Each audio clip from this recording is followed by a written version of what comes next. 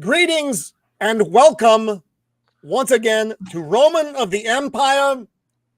We are talking tonight about the Prophecy with Christopher Walken. It's a fine movie. It's an exciting movie, and I'm excited to be looking at this film tonight. This is not the Mutant Bear movie. Some of you may have been expecting that. Present company included. But no, it is in fact the movie about angels and men and talking monkeys. So with me tonight, and this is exciting. We've got a lot of returning friends tonight. And if anyone has seen Joker, please tell him Mom is worried and is looking for him. Mama just killed a man. No. Hopefully he didn't. Hopefully that would be ill-advised, although he is the Joker. Mm-hmm. He is my wingman, my partner on the channel, and he once stopped me from bombing Camp Crystal Lake because it seemed wildly unnecessary. He is Shieldwall of Dragons. Welcome back, my friend. How are you? Hey, how's it going, everybody? Glad to be here. So there was a little confusion on which movie this was, and I may have accidentally watched the wrong one, and I got exposed to mutagenic mercury, and now I've become a gestating mutant bear from the 1979 movie called The Prophecy. Then I went back got on par. Yeah, then I went back and watched the actual 1995 movie that we're going to talk about tonight. Big difference. Yes, big difference. The 1979 movie is a very good horror movie. It surprisingly was. Truthfully, I watched the movie we're reviewing tonight, and then I was like, I got to know if this movie is any good or not. And I went and actually speed watched it, and it wasn't bad. Yeah. It was better than Boba Fett. That's not hard. Anyway, glad to be here, and this sometimes it's interesting to go back and watch a movie from the 90s and just see how much things have changed since then and how some things are still the same. But anyway, excited to be here. Welcome to the chat, and also to be on a stream with Jinja and the creative blue collar guy. Hey. Started out, crazy. And then same way. So anyway, the pleasure is ours. I'm just tired. There we go. I'll tell you. It's because you're old. I was able to defeat the bear. She will tell you if this is the way. She would remove her helmet just to kick Dave Filoni's ass. She is the untamed Mando, back with us again, despite her better interests. Thank you for coming again, Mando. How are you tonight? It's good to be back and not watching Ahsoka. You also did not watch the Mutant Bear, did you, Mando? I did not. I watched the correct one. I'm not sure how many people got sucked into date. this Mutant Bear thing.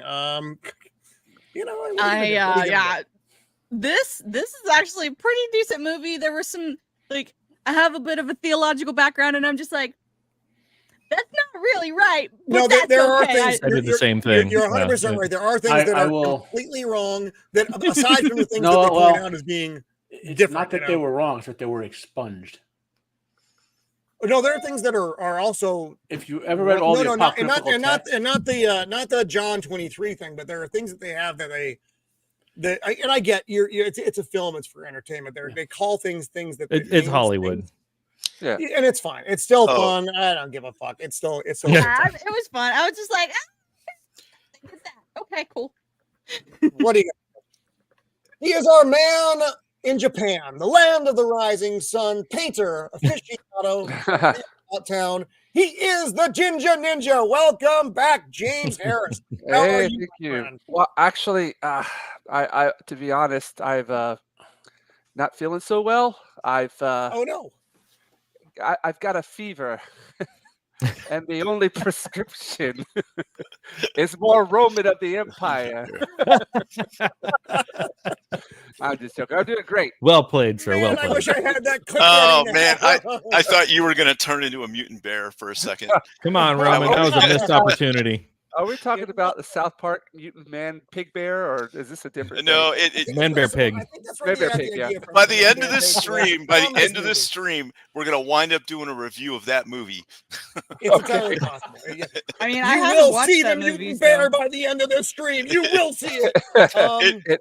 It's hard to find to our panelists. So if you want a copy of it, just DM me.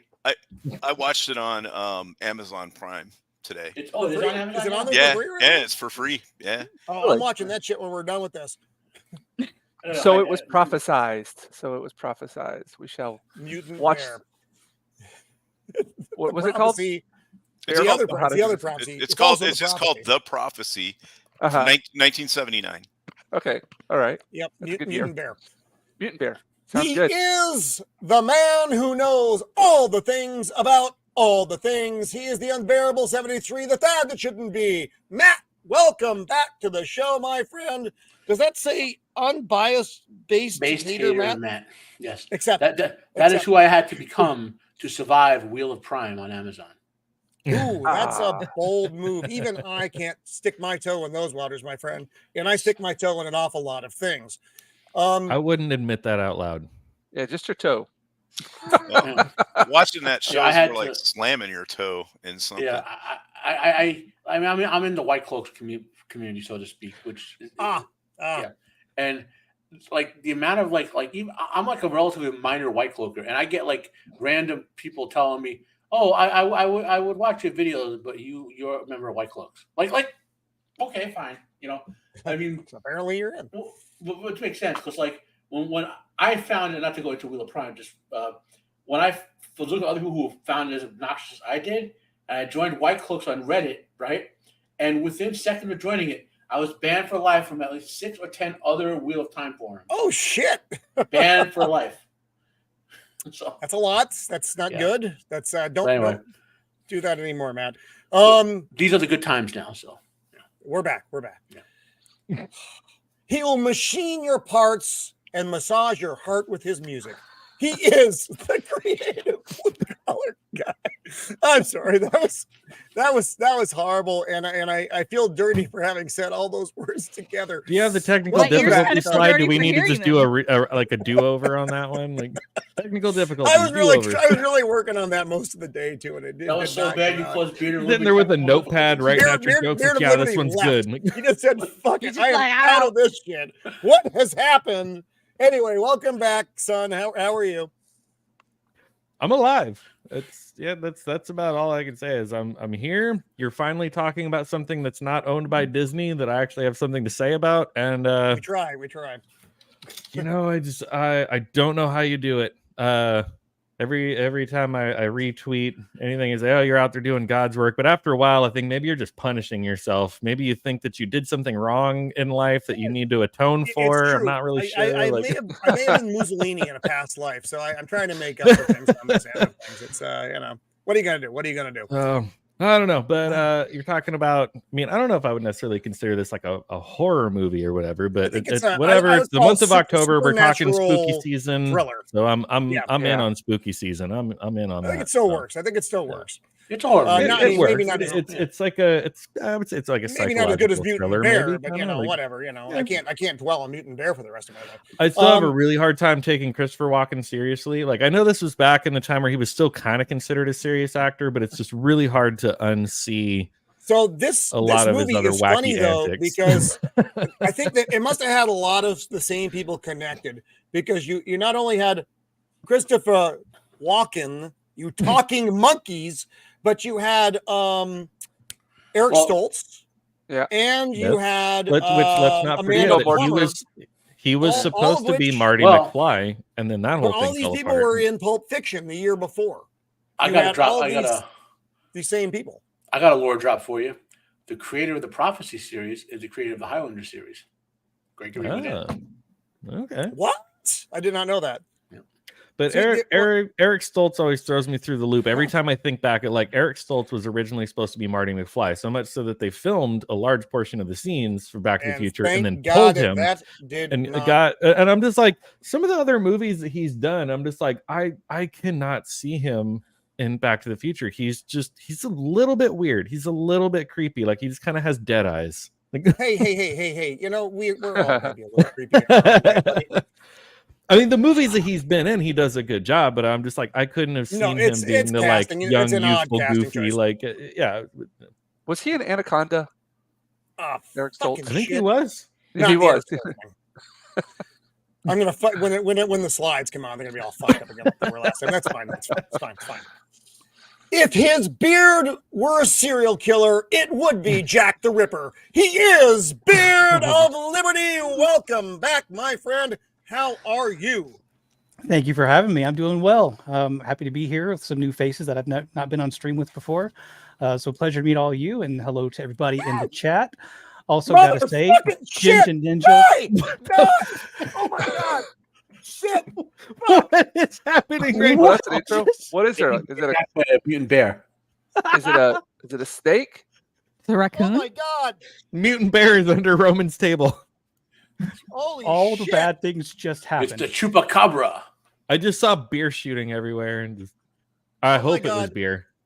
It was like the biggest spider I've ever seen just crawled out of my fucking keyboard. It's the It's the prophecy, Oh, man. no. It's the movie. it's the keyboard hang rare on, keyboard widow. I got beer Now all you over my don't fucking know where desk he now. is. my goodness! What an Well, intro. Listen, That's gonna Roman get flashback fighting a giant Somebody spider. save that clip. Yeah. Oh my Now I'm god! like gonna be worried. Like, oh my gosh, is there a spider somewhere? Is It he, was unexpected. is he secretly filming from Australia? That was Man. big and weird, and I mean bigger and weirder than the normal God. shit that's happened. And I lost what it. she I didn't even know where the So- motherfucker went. It's gonna get you like we're gonna be like an hour and a half into the stream, and then just all of a sudden it's just gonna come into the frame. Like it's Oh my god! So many good lines. Like one line. gonna be like the It's out of third reel of context. Alien, where you finally see the xenomorph in full. Like Well, I felt like I just had a fucking face hugger on the fucking desk here because It'll drop down like Shiloh right behind him, and if he turns Oh around, my it'll God. float over here. this is Like, where's Waldo? It's just like, oh, where's the spider? no, it's gonna be where did Roman go? Because that thing's gonna eat him. Was it like a tarantula or something? I don't know what it was. furry? It was big and black, and it looked like a fucking golf ball with legs that crawled out from under my fucking keyboard. Just Yes, clip I part know. of I that. know. We're And supposed it to be made you looking at spill the your movie, beer. everyone, I know. Oh, my it's probably beer, just a I Hudson know. spider. I was trying to crush it with my beer. That's what I said. I was trying to crush it with my beer. I needed something big enough to take Well, the motherfucker down. maybe I don't that know spider where he just went. wanted some beer. He's thirsty. Oh my god! Oh, that was fucking horrible. Oh, where is Poor he? I don't spider. even know where he is. I don't know where the spider is. Uh, I got beer oh, all it's over my good to be desk, and I back. have a rogue To the spider new- in the We fucking. got- Seeing some things never change. We've got mutant bear. Now we've got mutant spider. This is Oh, exciting. We don't even need to talk about the movie. Talk about the spider. Right? I don't, Behind you, I don't- behind you. Oh, now I've lost. I don't, I don't We feel good actually about turned anything around. that's happening right now. Oh my god, is everything all right? No, it's not all right. Everything's terrible. Oh my god, I gotta shift my camera around a little bit. Sorry. When I was fighting the spider, I fucked up my camera. In the I know you're middle out of- here. Oh, it was so big. It was so you have no idea. It was like, oh, In the, in the middle all right. of, Well, that's it's what I'm fine. saying. It's fine. It's fine. It's fine. Wow. I hope I didn't. I think I got beer in my fucking external drive. Oh well.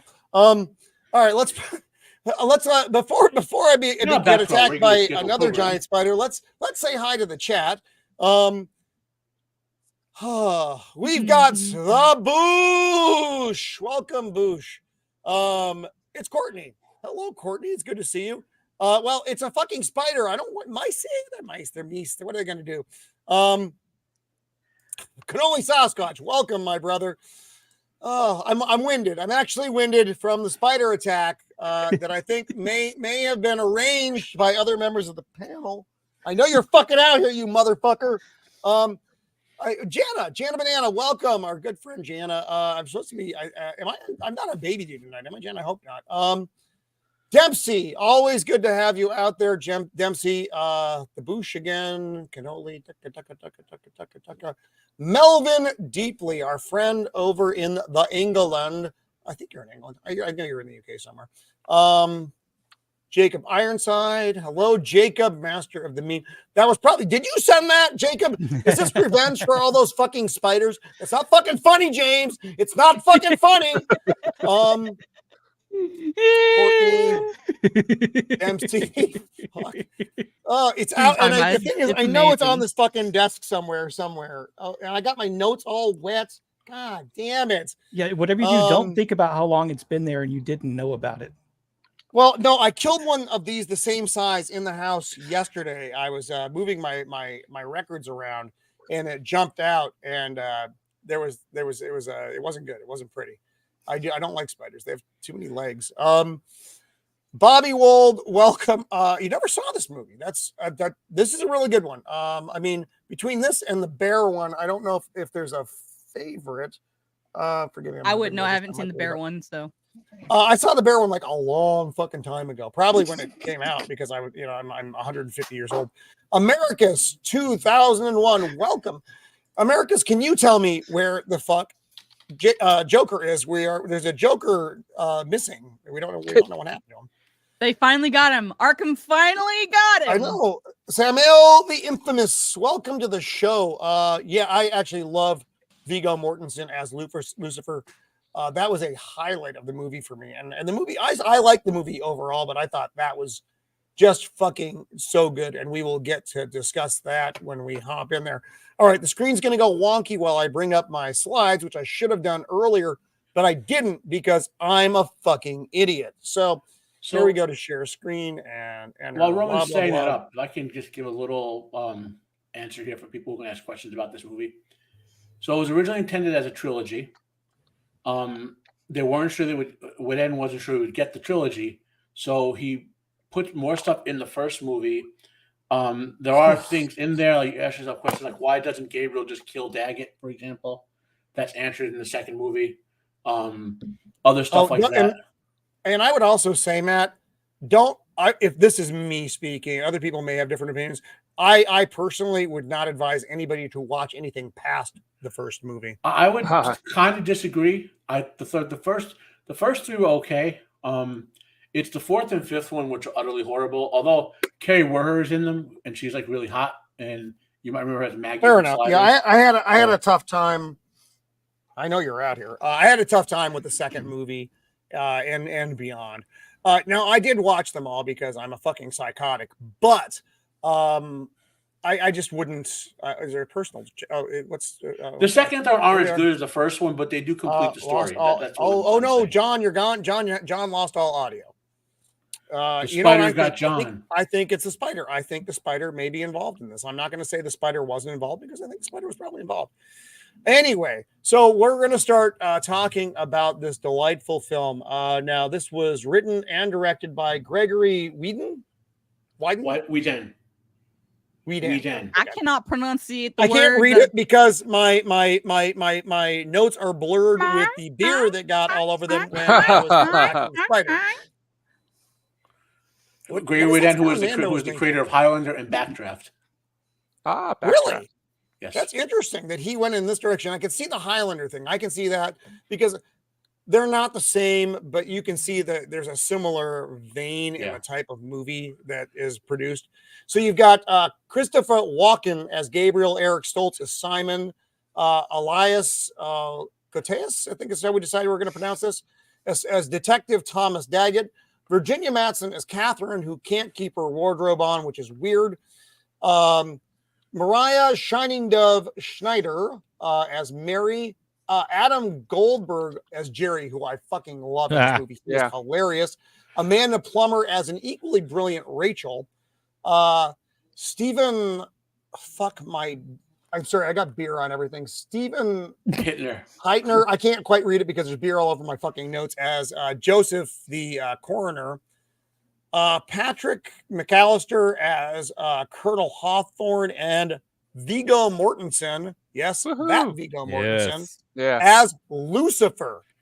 And man, that was a treat. That was a Yeah, treat. that So was. we're just going to start Yep. going through slides, and we can have our Christopher discussion as we Walken go was through all here. in on this movie.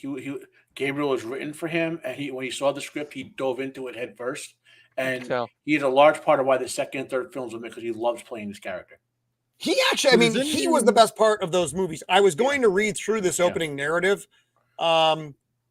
because I think it's really interesting. But the problem is, right now there's a big black line down the middle of my notes where I got beer all over them.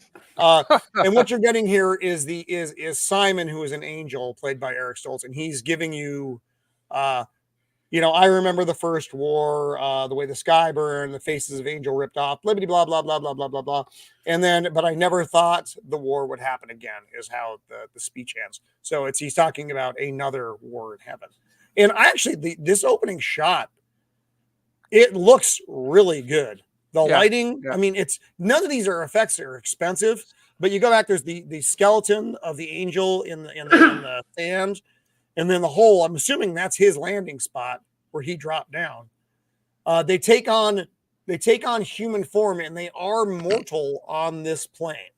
Now, the way you have to kill them is a little bit different, but they are mortal here. So just something of note. Yeah, going into this, keep in mind, we talked before the show in the back room about this not having much of a budget, and I looked it up. And they made it for only, at least from what Whedon said, was $2.3 million. Wow. Which is 4.6 today. Yeah. I mean, even back in the 90s, that wasn't a lot of fucking money. No. Like I said, Walken was a big star at the time, and he loved this, and that's why he did it. So, like I said, and it was interesting that you got Christopher Walken, Eric Stoltz, and Amanda Plummer all fresh off Pulp Fiction, which is just kind of crazy that you have all these big names. A lot of people Viggo Mortensen. I didn't know who the fuck Viggo Mortensen was at this time. Of course, 5 years later, you know who he is because he's in Lord of the Rings. But the cast, and I'm gonna say something. I don't want to become unpopular because of this, though. The main guy, Elias, for me, this is just for me, and is the weak actor in the bunch. I would say so. He was Casey Jones in the original Teenage Mutant Ninja Turtle film. He's been in a lot of things. He has been in a lot of things. I just think his range for this, he plays not the best choice. He plays like the same character in everything he does. Like if you watch this character and you go watch, he was in the Chicago, the Law and Order Chicago series, like Chicago Fire, Hope, and PD as the detective. What was his name? For like 10 years. Thomas Dagget. Well, but he plays the same character like every time.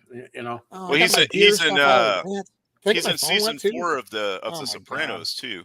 Yeah. It felt to me like with this movie that other than Gabriel, Christopher Walken, the other characters, the side characters, their performances were better to me than the main actor and actress. Then Virginia Madsen and this dude. Yeah, I agree. Yeah, the supporting cast.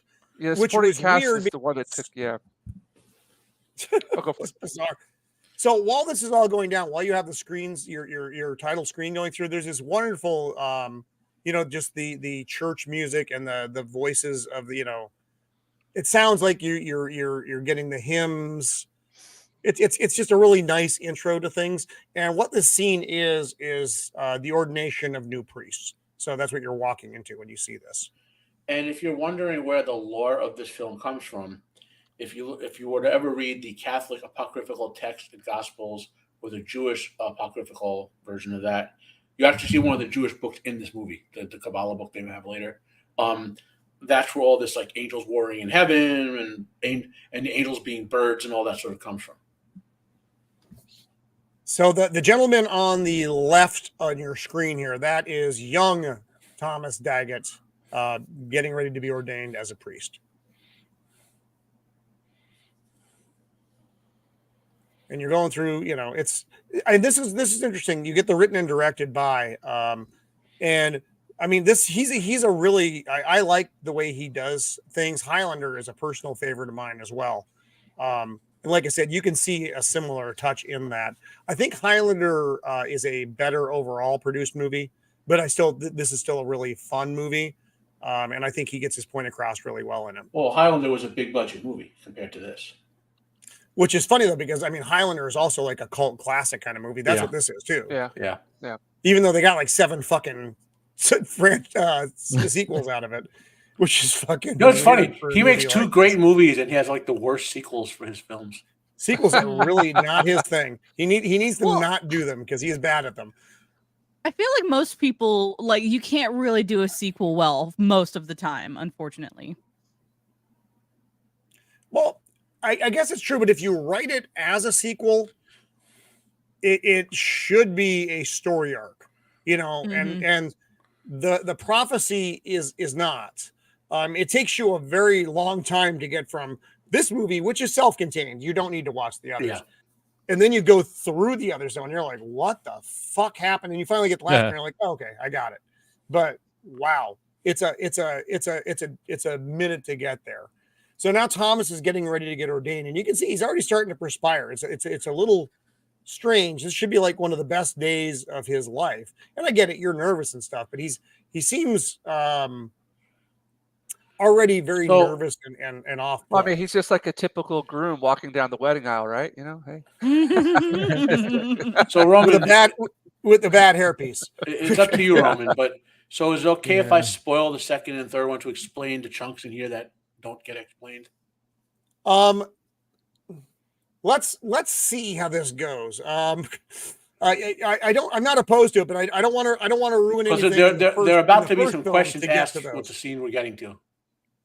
Okay. Oh, and this is so he's getting ready to be ordained, and they prostrate, not prostate. There's a big fucking. Did you just have a doctor's visit recently? On the There you go. floor Man. before God. They're humbling themselves before God. That's what they're doing. That's not an exam.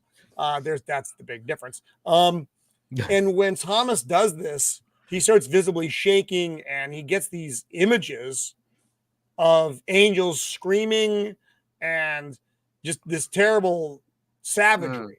Right. So Matt, can you explain this without damaging this movie? Okay, yeah. So he is a martyr, which is a prophet that came after Jesus in Catholic terms. So he's been given a prophecy by God right now. Or one of the angels the angels who still serve God, depending on how your interpretation of, Okay, got it. Okay, that was fun. That actually wasn't as. The funny thing is, I don't remember a fitting. fucking thing. I know you're fucking out here still, you hairy motherfucker. That answers the question later in the film. Why doesn't Gabriel just kill him?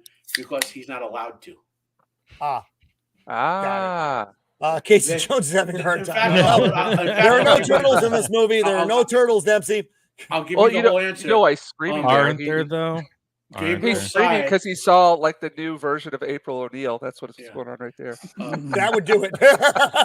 Ah, No, make it What stop! happened? Make it stop! Basically, the loyal forces. The Archangel Michael leads the loyal forces. Gabriel is the second in command of the disloyal forces, and Gabriel's side is definitely trying not to attract God's attention. That's kind of explained later in the films. Okay, got it. Okay. That's good. Thank you. That actually that works. That works well. that works.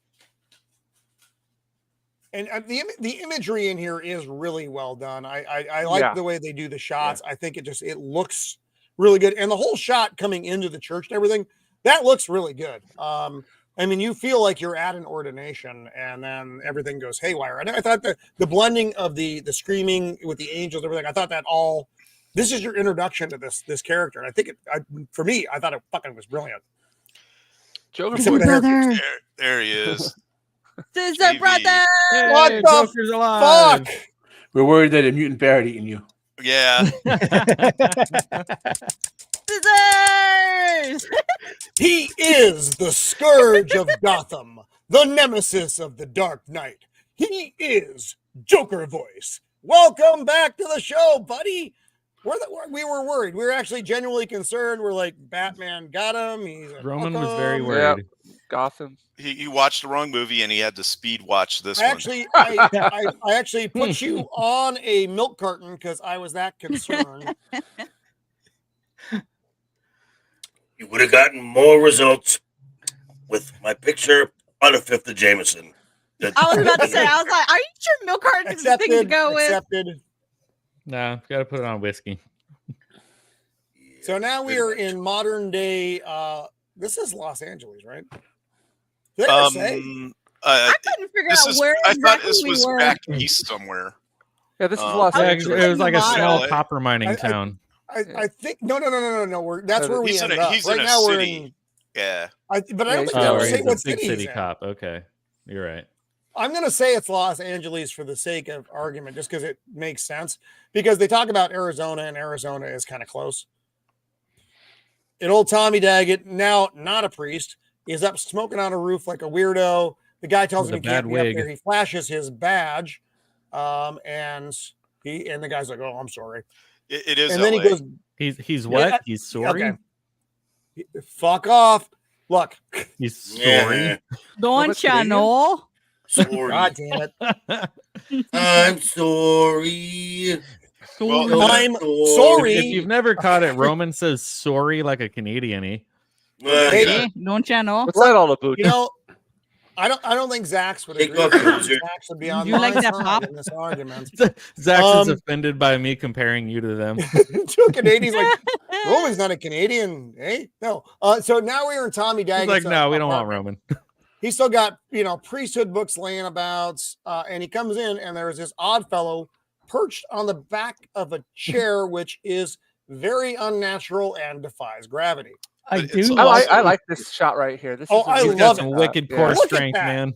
Yeah, Well, this is It what almost looks like he's floating. Well, Yeah. it's very Yeah. bird-like and Yeah. angels Yeah. with wings kind of. Yeah, yeah. Well, In it fact, actually made me think more of gargoyles. Ah, No, like- but it is Very bird nice. associated. Yes. So in the apocrypha, like all sorts of animals get associated with various types of angels.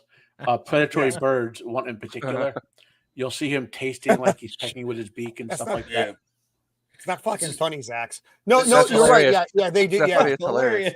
that's a good. Yeah. So keep it. So what Matt said, keep an eye out for that of the similarities between the angels and the birds. Yeah, that's actually really good. Matt, I didn't even think about that. The scene with Gabriel coming up in a minute, though. Right. That, yeah, I get that. That's a fucking great point. Even watch when So- they fight with their hands. Sometimes you see them clawing. Yeah. Yeah. So, It's so crazy. This movie seems like the actor or the writer director had like a whole bunch of really cool imagery, and like Yes. he's making this movie around it.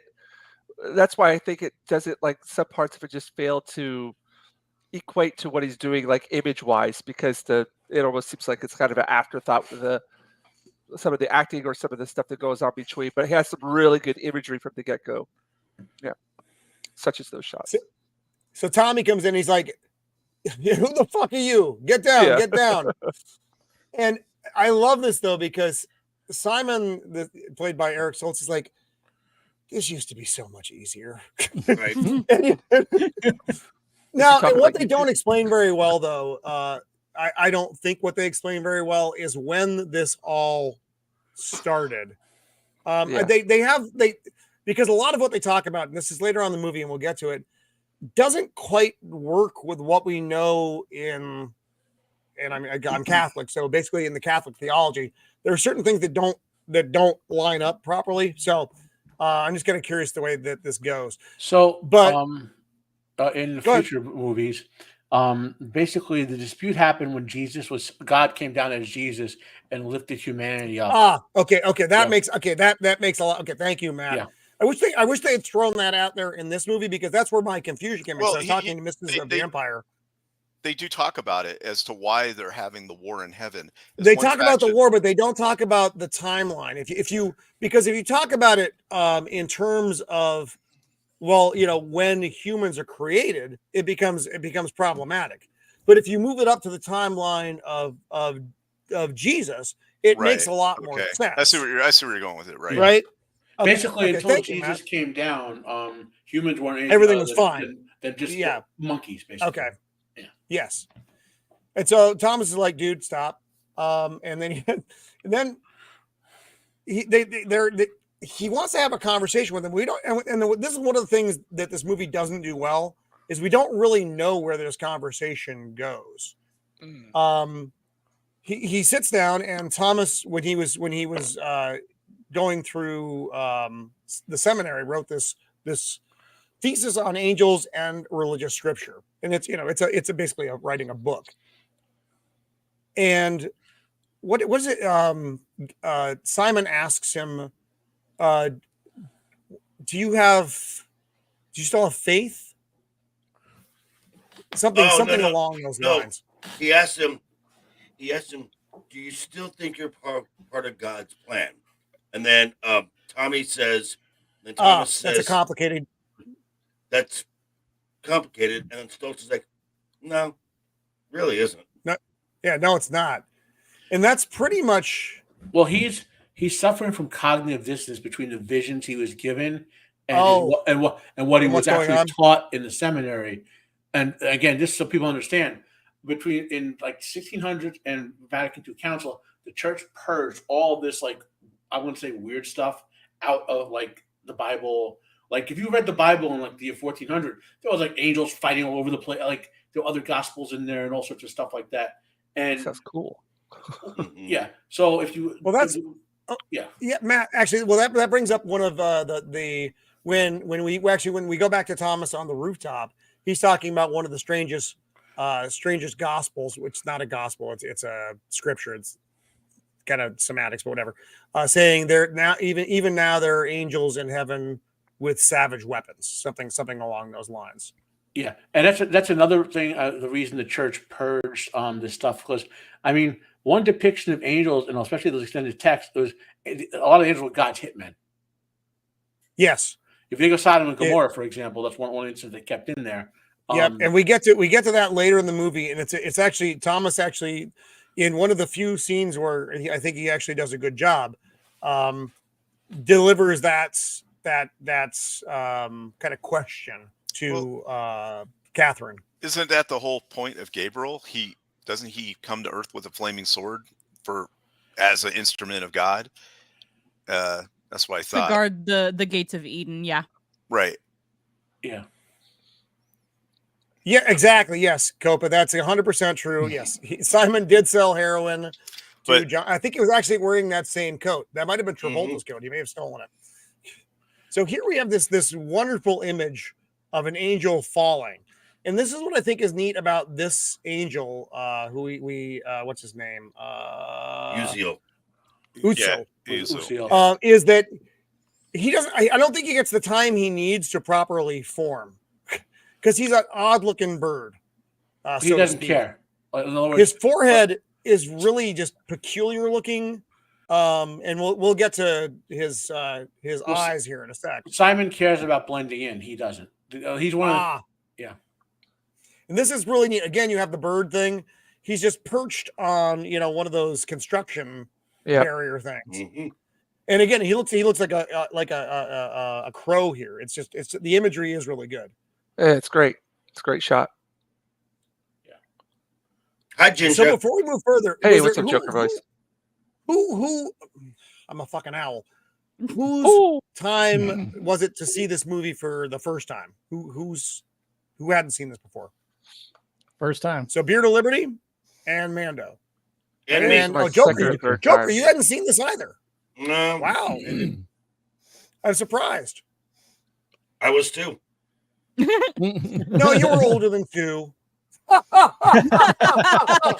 was like, I'm sorry, that 3 was years old. Come on, that was funny. No, Joker's not laughing at all. You did I not know, there's only actually room put for in one guy a to tell rim the shot fucking joke. sound effect. All right. No need to get nasty. I did. That's mine. So even look at go back one frame. I like how his face looks all Go very back. waxy. Yeah, exactly. melty. Look at the imagery here where the coat is like a bird tail. Yeah. No, it's fucking gorgeous, man. He did a really good job with this stuff. What I thought was weird about this scene was he just sat there all night till the sun came up. Yeah. And I don't know why that is. And It's nobody kinda noticed. Well, it's There's a lot of LA. weird shit in Yeah. LA. It's LA in an fair. alleyway. That's fair. You're lucky this is all that's going on. Yeah, you're just happy it's just a guy sitting like a fucking bird. But yeah, he does. He looks Like, he oh doesn't- no, he he's doesn't not hurting look- anyone. Leave him alone. He doesn't look completely formed. Right. Right. And so that then is the camera backs off from the window. Okay. Roman, yeah. I don't mean to stop you here, but this scene, he takes all of his change and stuff out of his wallet. It looked Canadian to me, like it No, was it's Canadian not. money. It's Japanese. Is it? Really? I looked. Yeah. Oh. Well, I Let was me looking see at if the. I- I when was we looking pull the at money the out. coins. I was looking at Yeah, the we coins. pulled out the money, and this is like I was like, what the heck? Why does he have Oh. Japanese money? So if you could freeze frame it on, I'll just show you. There we go. Yeah. No, it has a close up shot of. Well, actually, no. It goes. The camera goes above it. I don't know if you could do it or not. Oh, I don't know if I have. I can't go above Yeah. it. Oh, all I saw were the coins. Well, yeah. This is the No, coin then I'm over to him. I'm sorry. This it's the. Oh, you're looking at the snapshot. coins story. themselves? Cherry blossom. Yeah. Well, they have a shot where it goes over it, and it zooms in onto like the Japanese one. I was like, why does he have Japanese money on him? I thought that was kind of strange. I mean, Well, I guess because- he's been searching the world for Yeah. this soul, so I assume he's been traveling Yeah, all over. Right. Yeah, we Yeah. also don't know when he got here, do we? Yeah. So that was No. kind of interesting. We have no So he's got, idea. like this, because it it Because shows this it for a could have reason. been- doesn't it? Yeah. I mean, because this war we know has been going on for a very long time, so we have no idea when Simon got there. I mean, we Right. know he hasn't seen Gabriel in a minute, so he could have been here for Cool. a long fucking Yeah. time. And Although for I don't tho- know why he would still be carrying change from fucking Japan. For those Yeah. for those of you who've never All the seen one details. before, that Well- thing in the middle next to the money, that is a room key, kids. That's what an old key looks like. When you used to have a key for your room, and it's not a Yes. Not a key card. Well, card. here's, Yeah. here's, Well, we still use it over here in Japan. And that's a more, pocket watch, in case you don't know what the Yeah. fuck that is. Here's more bird symbology for you guys. Okay, we get it, Roman. You're old. You ever notice how birds just gather things for their nest, random crap? Yeah, like shiny Oh. stuff. Yep. No. Oh. Huh. Look at you, Matt. He knows all the things about all the things. That's why we have him on. Well, I've Because seen he's this got a movie giant 10 or brain. 15 times. I love it. So You see, I just never put all these little bits together though. I just watch it Yeah. and I drink and I'm like, man, fucking angels are weird. And falls so- asleep and then misses the And Empire. then I wake wakes him up again and yells I have at to him, watch and then- more of the movie. Mhm. So now, I read all this like angelic lore and pop critical stuff when I was a teenager in my 20s. Yep. And when this movie came along around, then I was like, wow, someone else read this stuff too. You know? Mhm. no, yeah, I've got a whole book. It's about angels called Know Your Angels, which is kind of a funny name, but it's all the angels by name, and it gives kind of a description of what their jobs God. were. There- And it's like, both the angels of light and dark, the ones who have fallen as well. So it's a really fun book. there's all sorts of stuff. Like when they led us to the secret Jesuit library where their cool TV was, there was a whole wall full of this stuff. Like, and then Father Isato was like, "Oh, this book was in the 15th century. Some crazy monk decided he was going to name all the demons on Mars." I mean, there's all sorts of books like that they just wrote. Like, they were like some monk was inspired in their monastery that the church has, and It's probably from the those were good 2 liters times. of beer they drank every day instead of eating bread. Hey, look, some of us drink 2 liters of beer Hey. a day. Let's not Hey, make hey, any hey. judgment calls there, Hey. buddy. yeah. So Utzel just crashes through the window that we just saw, and it was neat because Simon was prepping for that before he came through. And Yeah, as he he could he like did this sniff thing, Yeah. and he knew he was coming, and he started running forward before he jumped through the window, and then they collided. It was like another cool shot. And we're still And only a few if you minutes watch into it the in movie. slow mo, have you ever seen birds fight in the sky? Yes. Oh, claws out. Claws out, attack, like Yeah. So now Utzel's like, "You found it, haven't you? You can't keep it from us." And hilarity ensues, and he stabs him with a really big fucking knife. And Absolutely. then Simon shoves him on the window. I love this though. The glass protruding through his fucking neck. Oh, that's glorious, man. And you got a good shot of Eric Stoltz's stuntman there too. Yeah. One more. What, that one? Yeah, that's not Eric Stoltz. That's his stuntman. That could be Eric Stoltz or maybe Steven Ransom. Could be Steve Ransom. He's also in LA, so it's entirely possible. So now I love this. Like I said, I just really like the shot. And then Simon peels the glasses off. And what does he have? He fucking no eyes. Yeah. Ugh. It's That's a crazy. creepy image. His Yeah. whole fucking face is A little creepy unsettling. Image. It is. And like I said, it's the undeveloped thing. That's what he just didn't take the time to bother as Matt said, he just didn't care. So he's just like, boom, I'm here. I'm not sure why he shoved his fingers in the empty eye sockets. Maybe they were a good placeholder for the thumbs and then shoves them out the fucking window. This There's some people I'd like to do that too. this next part so he lands on top of a car and he's jacked up, and then just down the alleyway going at full speed is a random car. Yeah. That just goes into the wall. But There we when go. And then But when it hits him, it like that was really good in the movie. it was. I'm sorry, I didn't catch the full. They hit they had like a dummy Well, and they did it, and man, they folded. It was very As to convincing. them taking out the eyes, somewhere in one of the Gospels, it's like the eyes are the light to the soul, or the whole something about your eyes. If your eyes aren't healthy, your body won't work. eyes are like magical. It's kind of weird. Yeah. So he's not doing well at this point. He took a big knife. So and then I didn't get it because I suck as a fucking host. The Utzel was trying to dig into the hole in his chest with his claw that he had made with the knife.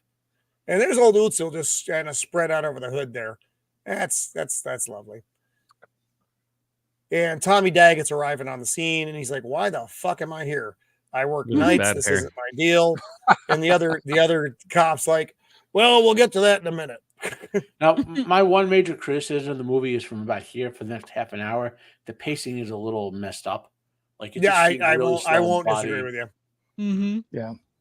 I like it when they get to the morgue, but right now, a lot of this stuff was kind of unnecessary, but whatever, it's fine. He's missing a couple things. It was. I like the part of this though, because it felt like an old like cop show. You know what I mean? Yeah. Mhm. Yeah. And nowadays, with the cops, yeah, that was good. right, and how the two interact with each other and are jibing each other and making jokes and stuff. And nowadays, like CW shows and stuff, they don't do that. Yeah, the banter between was really good. Verse from Matthew. Dempsey just gave us the Bible verse I was talking about before. Yep. Oh. The eye is the lamp of the body. If your eyes are healthy, your whole body will be full of light. But if your eyes are unhealthy, your whole body will be full of darkness. My whole body is full of darkness. Miss Sassy Sasquatch, welcome to the show. Good to see you out there. So you you're can just see this coming guy's in darkness when we is have the leaking scene. all over. It's not good. Yeah, his darkness is leaking all over the hood of that car. So and yeah, the cop who's down there, Burroughs is his name, says, yeah, he's just missing a couple things. And Dagget's like, what? He's like, his eyes. Maybe they're in the radiator grill. And it was just I love that. Those lines funny. are great. Those are great little lines right there. Yeah. Like the assumption is he got hit so hard his eyes this popped guy. out of his head. Mm-hmm. Yeah. Yeah. Yeah, I didn't know who like this the actor supporting was. cast, I didn't the take the supporting notes on, cast but is- yeah. really good. Yeah, He the delivers his banter lines so between naturally. right, Yeah. exactly. The banter between the two felt natural, Yep. felt realistic, like Yep. like how men actually talk to each other. Yeah. You know. Well, I'll Agreed. get a better one down for you one day, Miss Sassy Sasquatch. When you're on the show, I try to do my WWE introductions. So it's funny. So, Tom Dagget's like, is there any evidence? And the cop's like, there might be something that you as a trained detective might find as clues. Exactly. He's like, hopefully you as a trained Great detective line. will be able to figure it And out. it's just funny. The fucking room Yeah. is just a disaster. Yeah. Oh, I wonder signs of a if there are struggle. clues. Yeah, Is yeah. that a clue? Wonder what happened here. Yeah. Yeah. All this red stuff. Oh, it's just paint, I'm sure. And then we see the paper again for Chimney Rock. So this is important. So pay attention to that. And then we have Colonel Arnold Hawthorne, age 85. Who could Colonel Hawthorne be? He's a big And then, jerk. but so this is where we have. For me, this was a little bit of a weird deal. So remember Daggett? So at this point, Tommy Dagget, the detective, never acknowledges his visit with Simon. Did he forget it? Was he made to forget it? I don't fucking know. But now his book is in this room where Simon was, and all this chaos has ensued. That's why they called him down here. Weird, but again, he doesn't acknowledge it in the scene. He doesn't. And yeah. the detective reads a passage out, and he's like, "Hey, Tom, you've been holding out on me. I didn't know you could read and write." By the way, God or whatever angel he's doing is still trying to send him visions. He's just not listening.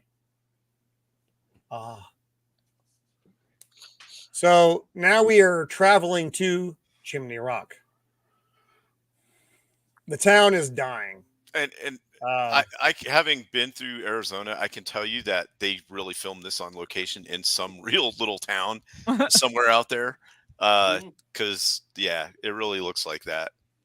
And this is back in '95, so some of those buildings are probably even older now and more rundown. So there's a choir recital, and this is really nice. They're singing in I don't know if is it Ave, some kind of Ave Maria. Ave Maria. Yeah. Mm-hmm. And it's lovely. I don't think the children are actually singing it, but it's lovely. And now we're getting this is Catherine. She is the teacher. And go ahead. That is Virginia Madsen. Madsen, who's normally a blonde. Yeah. She looks hot. She looks hot as a brunette. And there's a film with her, Don Johnson, and a young Jennifer Connelly where you see boobs. So I'm just saying. Really? Yeah. I did. What is the movie, Joker? You can't just leave us hanging. Yeah, like whose that. boobs? What's the movie? Whose boobs do you see? You see hers and Jennifer's. What about Don Johnson's? What's the name of this movie again? I think it's called. I think it's called the Hot Zone. Oh, right. Okay. All right. Yeah, See you that later, was guys. in her. Bye-bye. That was in her filmography. She also played Suddenly Princess everybody goes Irulan off in camera. David Lynch's Dune. Right. But why do I feel like I thought she was in Total Recall too? But No, that was Sharon Stone. Yeah. Oh, that was really okay. Yeah. Mhm. Yeah. Sharon. So now this is Mary. This is the first look you get at Mary. She's just kind of one of the people you're panning across, but you see there's a connection between Catherine, the teacher, and Mary, the student. Mhm. Now more shots from outside. The darkness. This is the church where Colonel Hawthorne is still laid out. This is a creepy scene for me. When we Mhm. get later into this movie, I have a lot of questions about this guy. Oh Lord! So he's a Korean War veteran, and we're going to see some interesting things that he did at Chosen. So Simon walks in. He's clearly injured. He's trying to cover his wound. I don't know why he's bothering, but whatever. Look at that kid's face. It's like he just ate a bad fucking meatball or something. He looks so excited to be there at that moment. Just the best part of his life. I was taught they had candy here. Yeah, you said So- there was going to be punch and pie. there This was no particular pie. scene, and then the other ones that are Oh, very this scene similar is fucking- to this. It just Yes, the opposite of this scene are fucking creepy. So he So- says some words in Latin here. Matt, do you know what they were? I don't remember the words, but the mouth thing I was going to explain. And this, by the way, is still true in the real world today. When a baby, I work in women's healthcare and OB. When a baby takes its first breath, that's what's considered alive legally and no longer a fetus. The whole concept, I'm trying to remember the way it worked out, is when you take, like your soul, when it leaves your body, it comes out the open orifices of your face. That's the concept that's being at play here. And so Yikes. they're grabbing but your soul is in your body until the angel of death comes to get it, basically, which is Archangel Michael, and for purposes of this. So this soul here, he has to get it before, because Michael is on the good guy's side in heaven, and he doesn't want this guy to go to go anywhere because he's that's something from the future movies. And so they have to get this guy's soul. Did they already talk about the actual prophecy that No, not yet. Okay. Not yet. So what you're seeing here, you can actually see it here in the screenshot. There's a little, you can see this vapor coming out, and then it gets kind of creepy, and he goes on full fucking mouth, and he's there for like a minute, and he grabs the coffin, and it's a disturbing image. It is a disturbing image. It's disturbing for me I also have a fear of the dead, so that it makes it maybe like a lot fucking worse for me. I don't know why I have a fear of the dead, but I do. I can't go to an open casket fucking anything because I get too creeped out by it. So, or do you have a fear of if you're in your casket, someone coming up and doing full mouth on you? I would prefer that not happen. There are two versions of the order in my house. One is to have me encased in amber. Everybody has rejected that. And the second is to just have me reduced to ash, but you have to keep me on the mantle. So we'll see how it goes. With a picture of your face on the urn, holding breadsticks and Yeah. No fucking breadsticks. Don't give JT any ideas for my funeral. JT, by all of JT, there it is. Fucking JT, don't you There do it it. is. If I die soon, The JT, urn- you're not allowed to cater it. Yep, the you gotta- urn is gotta- going to have a picture of Roman holding breadsticks on the urn. There it is. Fucking When you're here, your No, family. the urn doesn't have breadstick holders on it attached to it. That's actually more creepy. You made it more creepy, Mando. Oh, there's now some we have- there's some Or the- even now we got- creepier scenes coming. Oh yeah. All there about are- the it's breadsticks. fucking horrifying. So Mary's outside and she's just kind of Breadsticks. staring off into the dark. And Catherine comes out and she's like, "What is it?" She's like, "There's something out there." Or what would she say? "Oh, I did you see pig out dead on all the cake?" And she's like, "No, there might be some left." And then she's Fat- like, "There's something out there." She was fat shaming her. Fat shaming. Yep. And then she runs off while she looks. But then there is something out there, and it's Simon walking through the darkness into But the you know, upper my level of the name school. is Simon, and I like to do drawings. Cheeky bum looker. Oh. Bum looker, cheeky monkey. And so Simon just kind of Well, that claps said on the Elvis corner did. because he's not doing well. Thank you. And now we thank, are. Thank you. Go ahead. for, Go ahead. Thank you for everyone who got that reference. Yeah. And now we are back with Thomas Dagget, the detective he is, in the coroner's office. And I actually love the coroner in this. He was a hoot. He plays A hoot. he's in other stuff. What's his name? He is.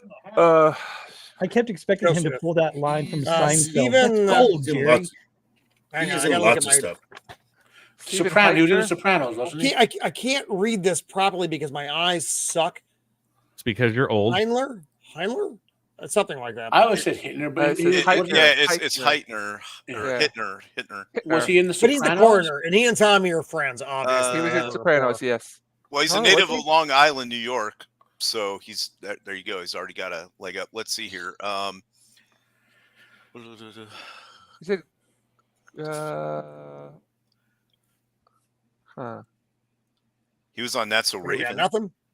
I don't Sweet like see Zach and Sopranos. Cody. He's one of those actors who do a Euro lot Trip. of shit. We'll Hey, just Zombie Box. He was Charlie's in Seinfeld. Angels, Full Throttle. Zombie Box. Welcome. He was in Face Off. This was funny though, because when they're going Yes. through, they're just kind of having a He was the conversation. taxi. And he wasn't Taxi too. No, he was the taxi in a Total Recall. Ah. Okay. I got you. The good version. When they're of Total walking Recall. through here, he yells at the just one of the workers there. He's like, I forget the guy's name. I'm going to call him Tyrone because I don't know what his fucking name is. He's like, slow down. Everybody's dead. He Yeah, was I in- thought it was funny. He was in Ski Patrol too. Whoa. And so here we get to Utzel, and they're just taking a look at the body, and he's describing, because they did the autopsy, they ran the blood, and I forget what the exact construct was, but it's like, yeah, it's fine if you're an aborted fetus. Yep. Right. Yeah, basically, he's got no And markers in his blood of being a living Right. human. Right. And he has no eyes, and it's not like Yeah. they fell out. He has no fucking eyes, no fibers, nothing. There's empty fucking holes in his head. I also he's- love what they did with the fucking weight thing over here.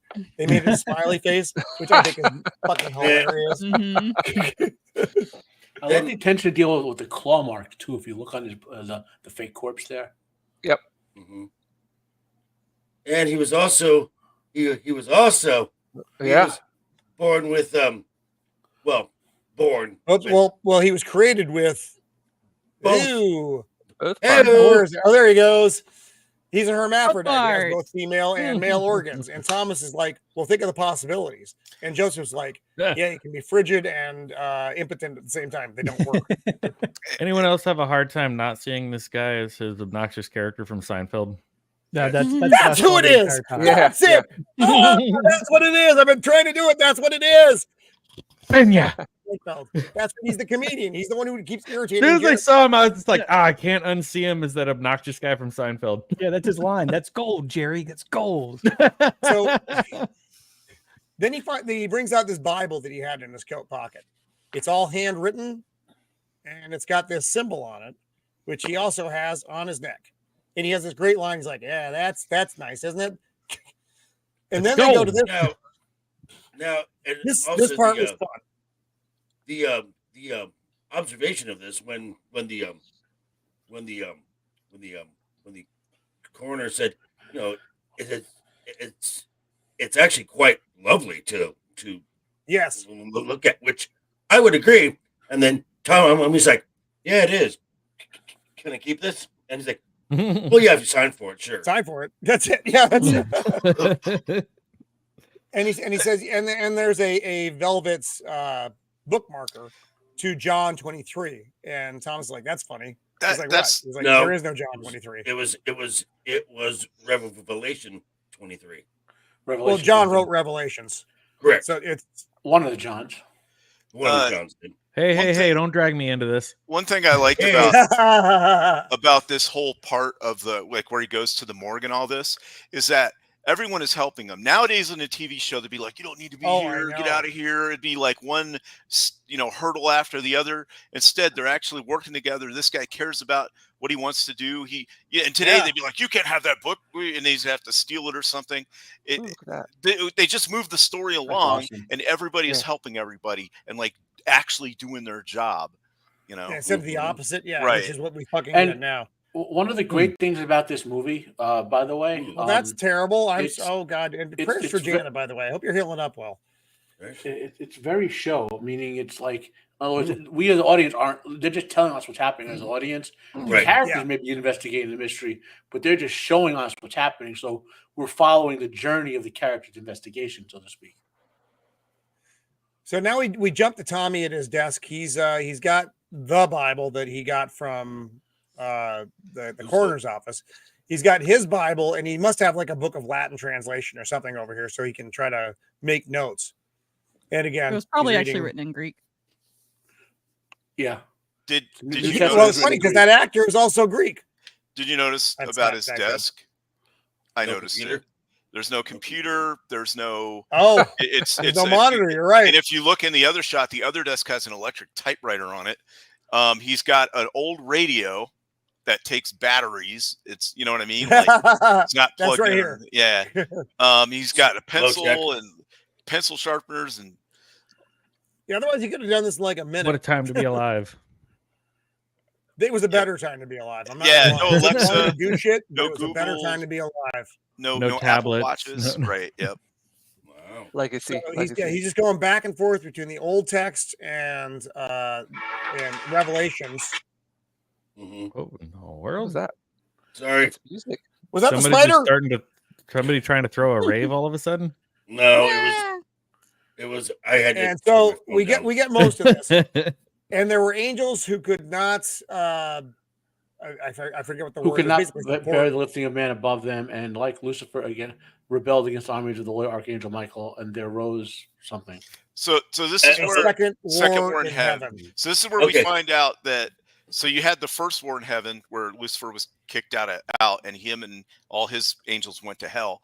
Now there's a new war in heaven where the angels, there are some faction of angels that don't like the fact that God loves men or humans more than the angels, and he shows them favoritism, so they're mad, and that's And why this they is- want to fight. In the And this is- movies, by and the this way, has been a. Oh, I'm sorry. I was going to say in the two sequels, it's not that God loves man more; it's that He loves them differently, as God reveals. Just so you're aware. Right. Okay. And this has been and this is like a common. And this is not an old. Hey, This is Teresa. not- this is not an old story. We have seen this in we have seen this in like Supernatural. We have seen this to a small degree in films like Dogma. So any type of angelic, any type of angelic with where there's this war in heaven, it's generally because of this concept here that God has that God has shown favor toward man. Which makes sense. I mean, it was the other change. Kind of reminds me of like Clash of the Titans, where the other, the gods or goddesses are kind of like jealous. Pissed off with Zeus, jealous, right? Because of like all the attention that he's paying to the humans. Yeah. Yes. I'm gonna have to spray this entire fucking desk down with spider spray later. Yeah, the goddess. All I keep thinking this whole fucking thing. Out. This is hilarious. Yeah. So there's Utzel's symbol, which looks like a spider, and he's going through a book of angelic scripts, which has Raphael, Kamel, Gabriel, and Utzel, and that's his symbol. This is a very nice plant, by the way, for Gabriel, like foreshadowing. Mm-hmm. Oh, it is. It's nice. Yeah, lower soldier angel, and lieutenant to the seraph or archangel Gabriel, and then it goes into because I'm Gabriel with the wings and the halo, and I wore this uncomfortable halo up my ass for a very long time. For 4 years. For 4 years. I have such a hard time. I had such a hard time watching him in this entire movie. Like, he's also basically become like I thought it was awesome. He's basically become like his own version of like William Shatner. Like when you become a caricature of yourself, yes, and you just you can't see or hear them in any other role or any. Just like but part of me almost wonders, like with his like weird black hair and his mannerisms and everything, if this movie is what made Tim Burton want to cast Christopher Walken as the Headless Horseman in Sleepy Hollow that came out like 3 or 4 years later. Yeah, probably. Because like you were saying, you got Christopher Walken, and the other ones that you were talking about that have that kind of where they kind of just play themselves, like Nick Cage is Nick Cage in every movie. After a while they basically just become caricatures of themselves. Yes. So it's like I forget sometimes that Christopher Walken was ever actually a serious actor, which he really was. He's made some really good, really serious movies like this and some others. But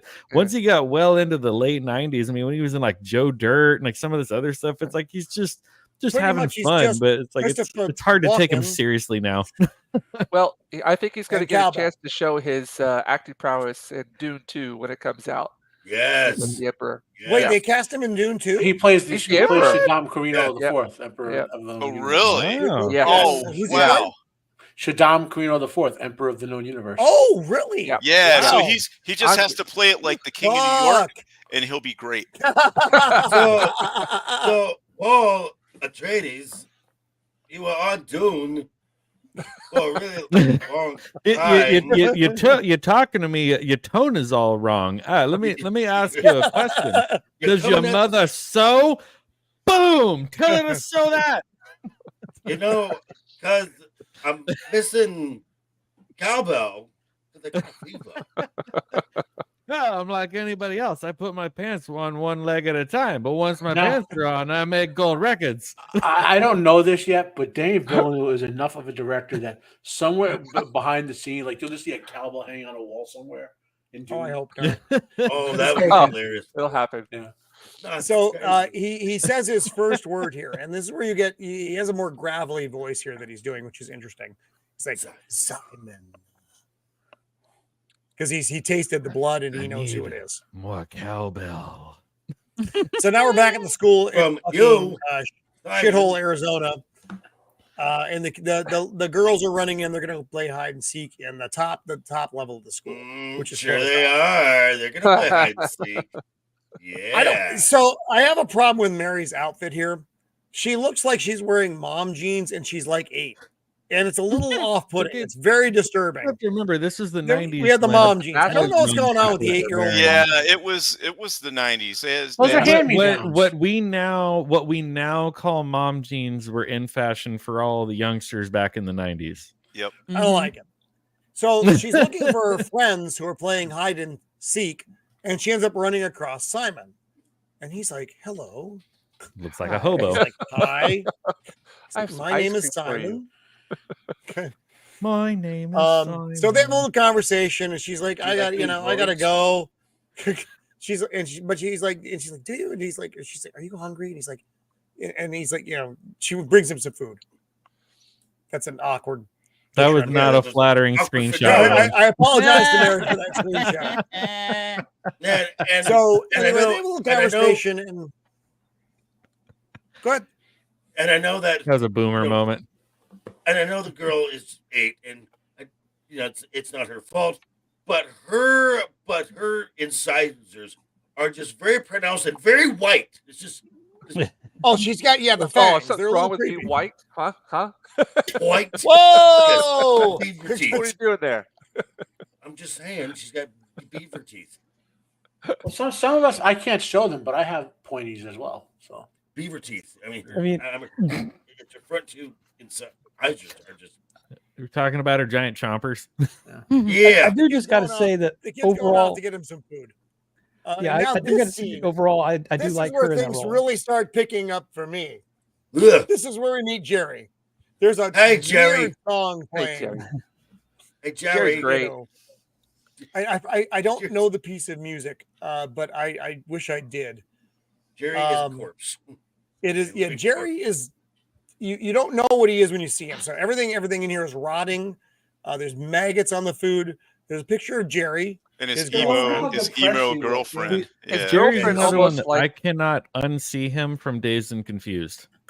I've never I seen can't- that. I just He was see him in- as Saving he You've Private never was in, seen Dazed Ryan. and Confused? Saving I Private haven't. Ryan. Yeah, he You know, was in don't Saving judge Private me. Ryan. Brian. Yeah. He's done a lot. he's But then in you a see lot of this, movies. and That's you know the only something thing has that's burned gone in my brain horribly. for him. I like how Horribly employee of wrong. the month right behind it. And Jerry's not looking good. He's wearing like a He's valet not doing well. uniform or something, or a waiter, Yeah. one of the two. It's like the song's Probably like, one "I of the two. wanna Yeah, one or be the other. best friend too. It's just like really creepy, weird stuff. And then And Gabriel's there he's perched on the chair again. Again. Yep. He's like, "You're not looking good, Jerry." And he's like, "Leave me the fuck alone, Gabriel." Fuck. Oh, I didn't see that. I didn't see that skull behind them whenever I was watching it first. Yeah, it's one Yeah, of the like Day up of there the left. Dead. Yeah, one of Yeah, the Day of the Dead yeah. schools. Oh, over here, yeah. Yeah. Maybe Jerry has a fever. And the only cure. And there's only one. I feel like it's more cowbell.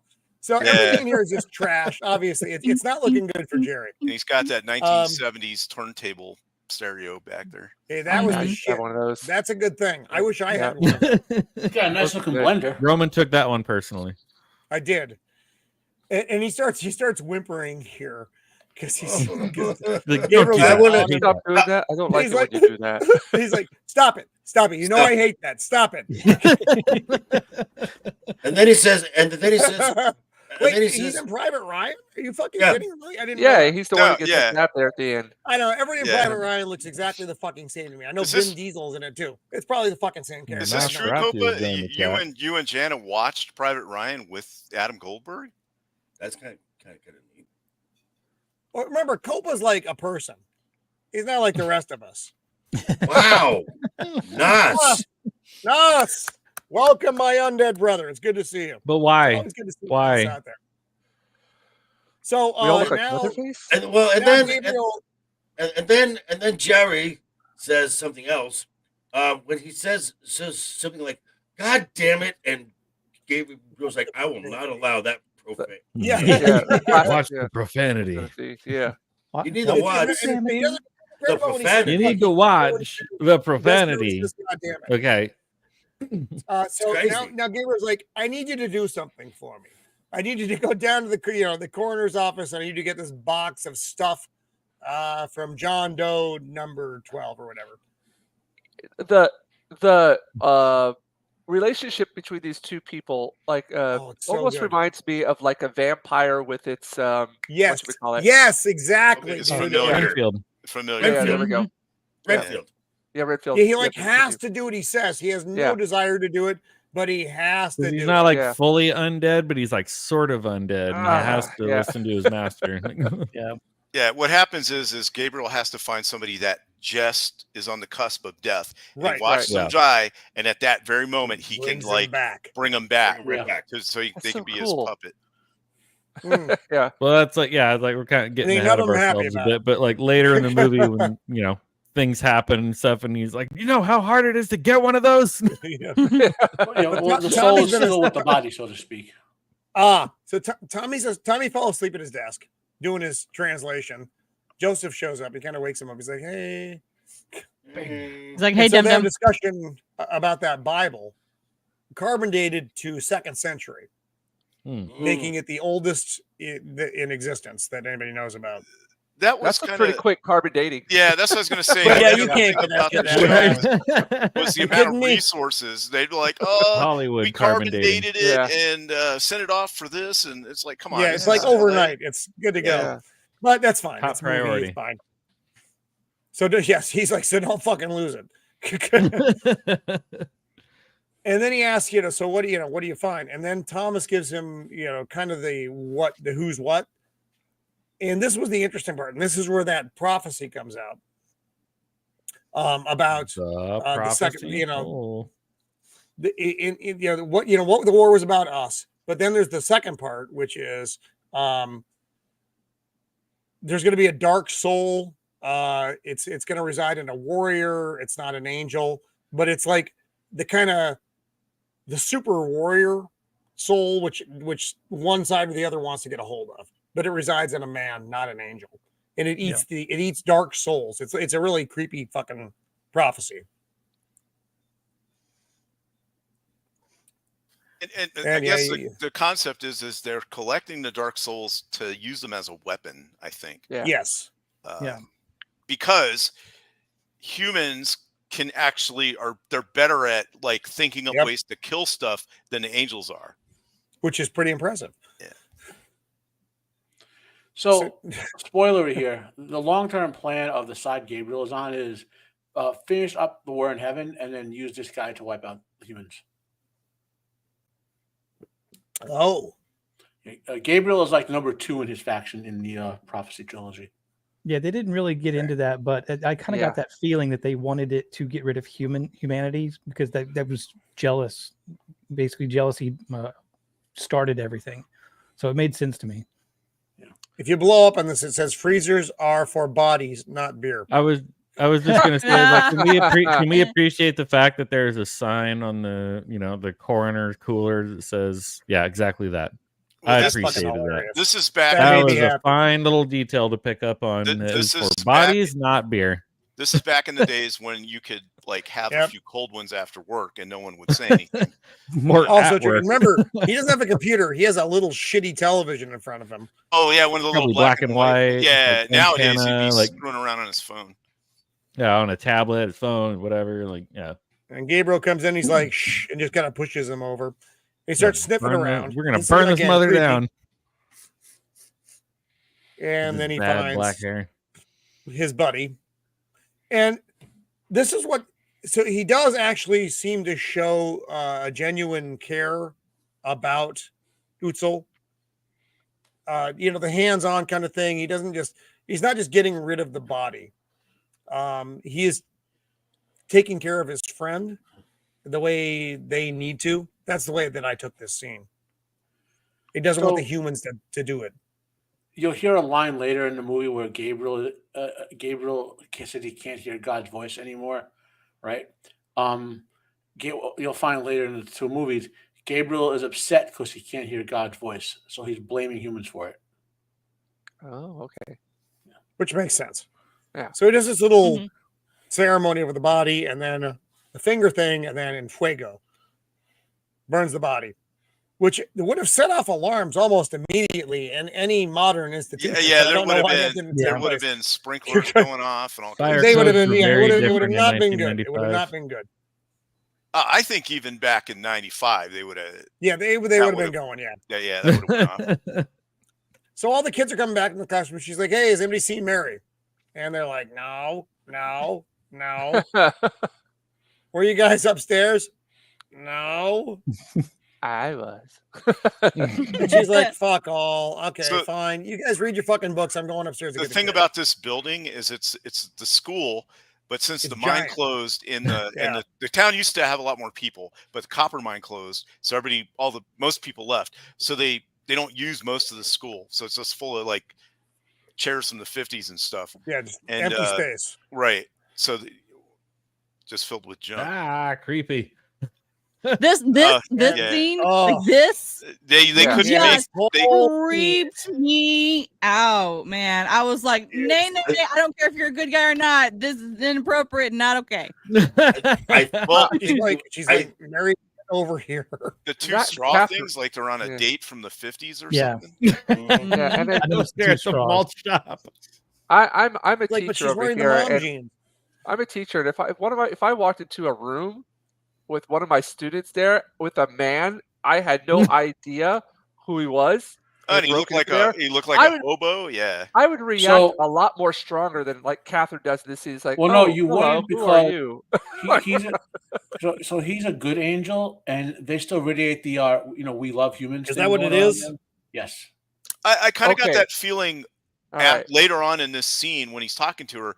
Is I was like, he must be using some kind of like Yeah, super aura angel radar. or something. Yeah. Like Yeah. like a But vampire does.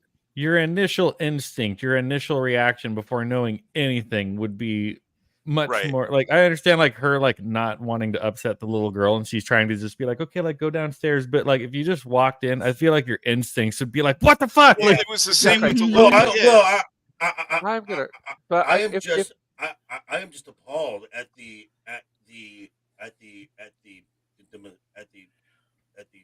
misandry here. Why is it got to be men? Well, also, Why are there no women when the scene first That's happened, right. when the little girl walks in and sees him, I was like, she must have a really high tolerance for like low tolerance for danger or whatever. Right, but Yeah. no, that makes sense. Yeah, Right. he's Yeah, doing angel fucking radar. Because most people would have been like, some creepy homeless dude, I'm out of here. And then can we address this, please? What teacher dresses like this, where she's showing? Yeah, this is a problem with my the whole teachers fucking did. thing. Hot ones. I got That's no it, hot objections. Yeah. I mean, I gotta be Yeah. honest, I'm not mad at it, but hey, that's I'm just fine me. with it. All I'm saying Yeah, is where were teachers like She's her pretty when I hot, was a but kid? it's wildly inappropriate. That Mrs. Terenzini watched it, or Mrs. of the Empire watched it to me last night, and she's like, that's not appropriate for any age classroom. And I'm like, I know, honey, I know. But And yes, she really does sound like Marge Simpson, if anyone's wondering. but in a town of 25, I mean, really? I mean, Well, and she's obviously Native American as well, or at least part. Because she goes. We'll get to that in a second. This movie is kind of interesting because it is kind of a melding of religious faith. culture, where you have the heavy Catholic influence, but you also have a heavy Native American influence here as we get towards the what happens, which is interesting. Yeah, And she's like, go ahead, go. Oh, I was going to say it is because having been and lived in the Southwest and stuff like that, and there is that culture ingrained, and with the I'll be right back, guys. Native Americans, and but I just if they made this movie today and they had these posters and stuff, there'd be people all over the place about cultural appropriation and you're not doing this right, and you're making I don't know. I just don't feel like movies like this could be made today. Probably not. But you can go hunt down Widden, like interviews with Widden, who wrote this and directed this one, and like the premise kind of in the background is that like God, the Great Spirit, Brahman, it's like the same entity, and the angels are being interpreted different ways among the different religions, and you know what I mean? Yeah, that's how kind of the artistic presence that he's doing with this. Right, and I didn't really have a problem with it at all. All I'm saying is today there'd be some jackass on Twitter. Yeah. Oh God, yeah. Well, also like that There's one lots of particular scene jackasses later on on with Twitter. the little girl, I can imagine just the outcry of "You did what?" Yeah, well, we'll get to that because that one is something that there's no way they could do that today because that comes really quick. To do what you're talking. Right. Mm-hmm. Also, I just got to, I didn't know this is jumping ahead slightly, but I have to comment on how just unorthodox this teacher is. That in a little bit, we see her just leave the school to take one student home, presumably Yeah. still in the middle of the school day, because Right. they just got Exactly. in from recess. Right. Mm-hmm. Well, this might Again- not be like regular school. This might be like summer school camp type thing. The other Could thing be. is in really small towns where everybody knows everybody, that's just kind of, especially back then too. Yeah. It isn't like today where you are afraid to let your kid go out in your front yard alone. And she's probably got like one of the older kids who kind of like takes charge, like, okay, you Mhm. like Yeah. Sarah, Right, You yeah. keep an eye on everyone, and I'll be right you're in back. charge. Make sure- Yeah, one or because it's two. obvious Because they're- later when isn't it later like when the Thomas Daggett comes by and he's like, "What grade is this?" and she says like, It's "Oh, like it's kind she's of like, like this mixes is all of them. everything." Right, Because yeah, it's one- such a yeah. small town that it's just kind of like, Yeah. oh, we just have one class. So it is kind of that like small town thing of like, Yeah. hey, like I'll be right back. Somebody Yeah. oldest student, keep an eye on everyone. Like, Yeah, one or two of the kids in the back looked like they might have been 16 or 17. So. I was right. going to say Yeah. during the choir scene, one of the kids right dead center in the back row looks like he had a mortgage. Oh, yeah. like him, Yeah. him and his kid are in the choir. Yeah. Right? he's contributing to his 401k and private back shadow going on. Not good. So she's like, I'd like you to, I can call the police or something, but they just want to help you. And he's like, I'd like you to leave, Catherine. And she just kind of wanders off, and he's not doing good. He's hunched over, but then little Beavertooth comes Jeez. back, Exactly. and he's like, That's a great name. That's her. It is. That is That's her- what she Who- does. She looks who like she's grabbed got these this- Native screenshots, American name Roman? is Come little on, Beavertooth. man. She's like, What? suffering, suck it. Who grabbed these screenshots? I got some soda for you. what? I was Poor drunk. dog. I'm usually drunk when I'm doing my screenshots. You can't blame me Must for be that. the last one of the season. Honestly, Right, gee whiz, she's not terrible. He's like, as a I was kid, actually. hiding. I'm very clever. I'm super And he's like, clever. yes, you are, Mary. Okay, can I say It's this like- is where I got really creeped And this out? is where things go really fucking weird in this movie, though. No.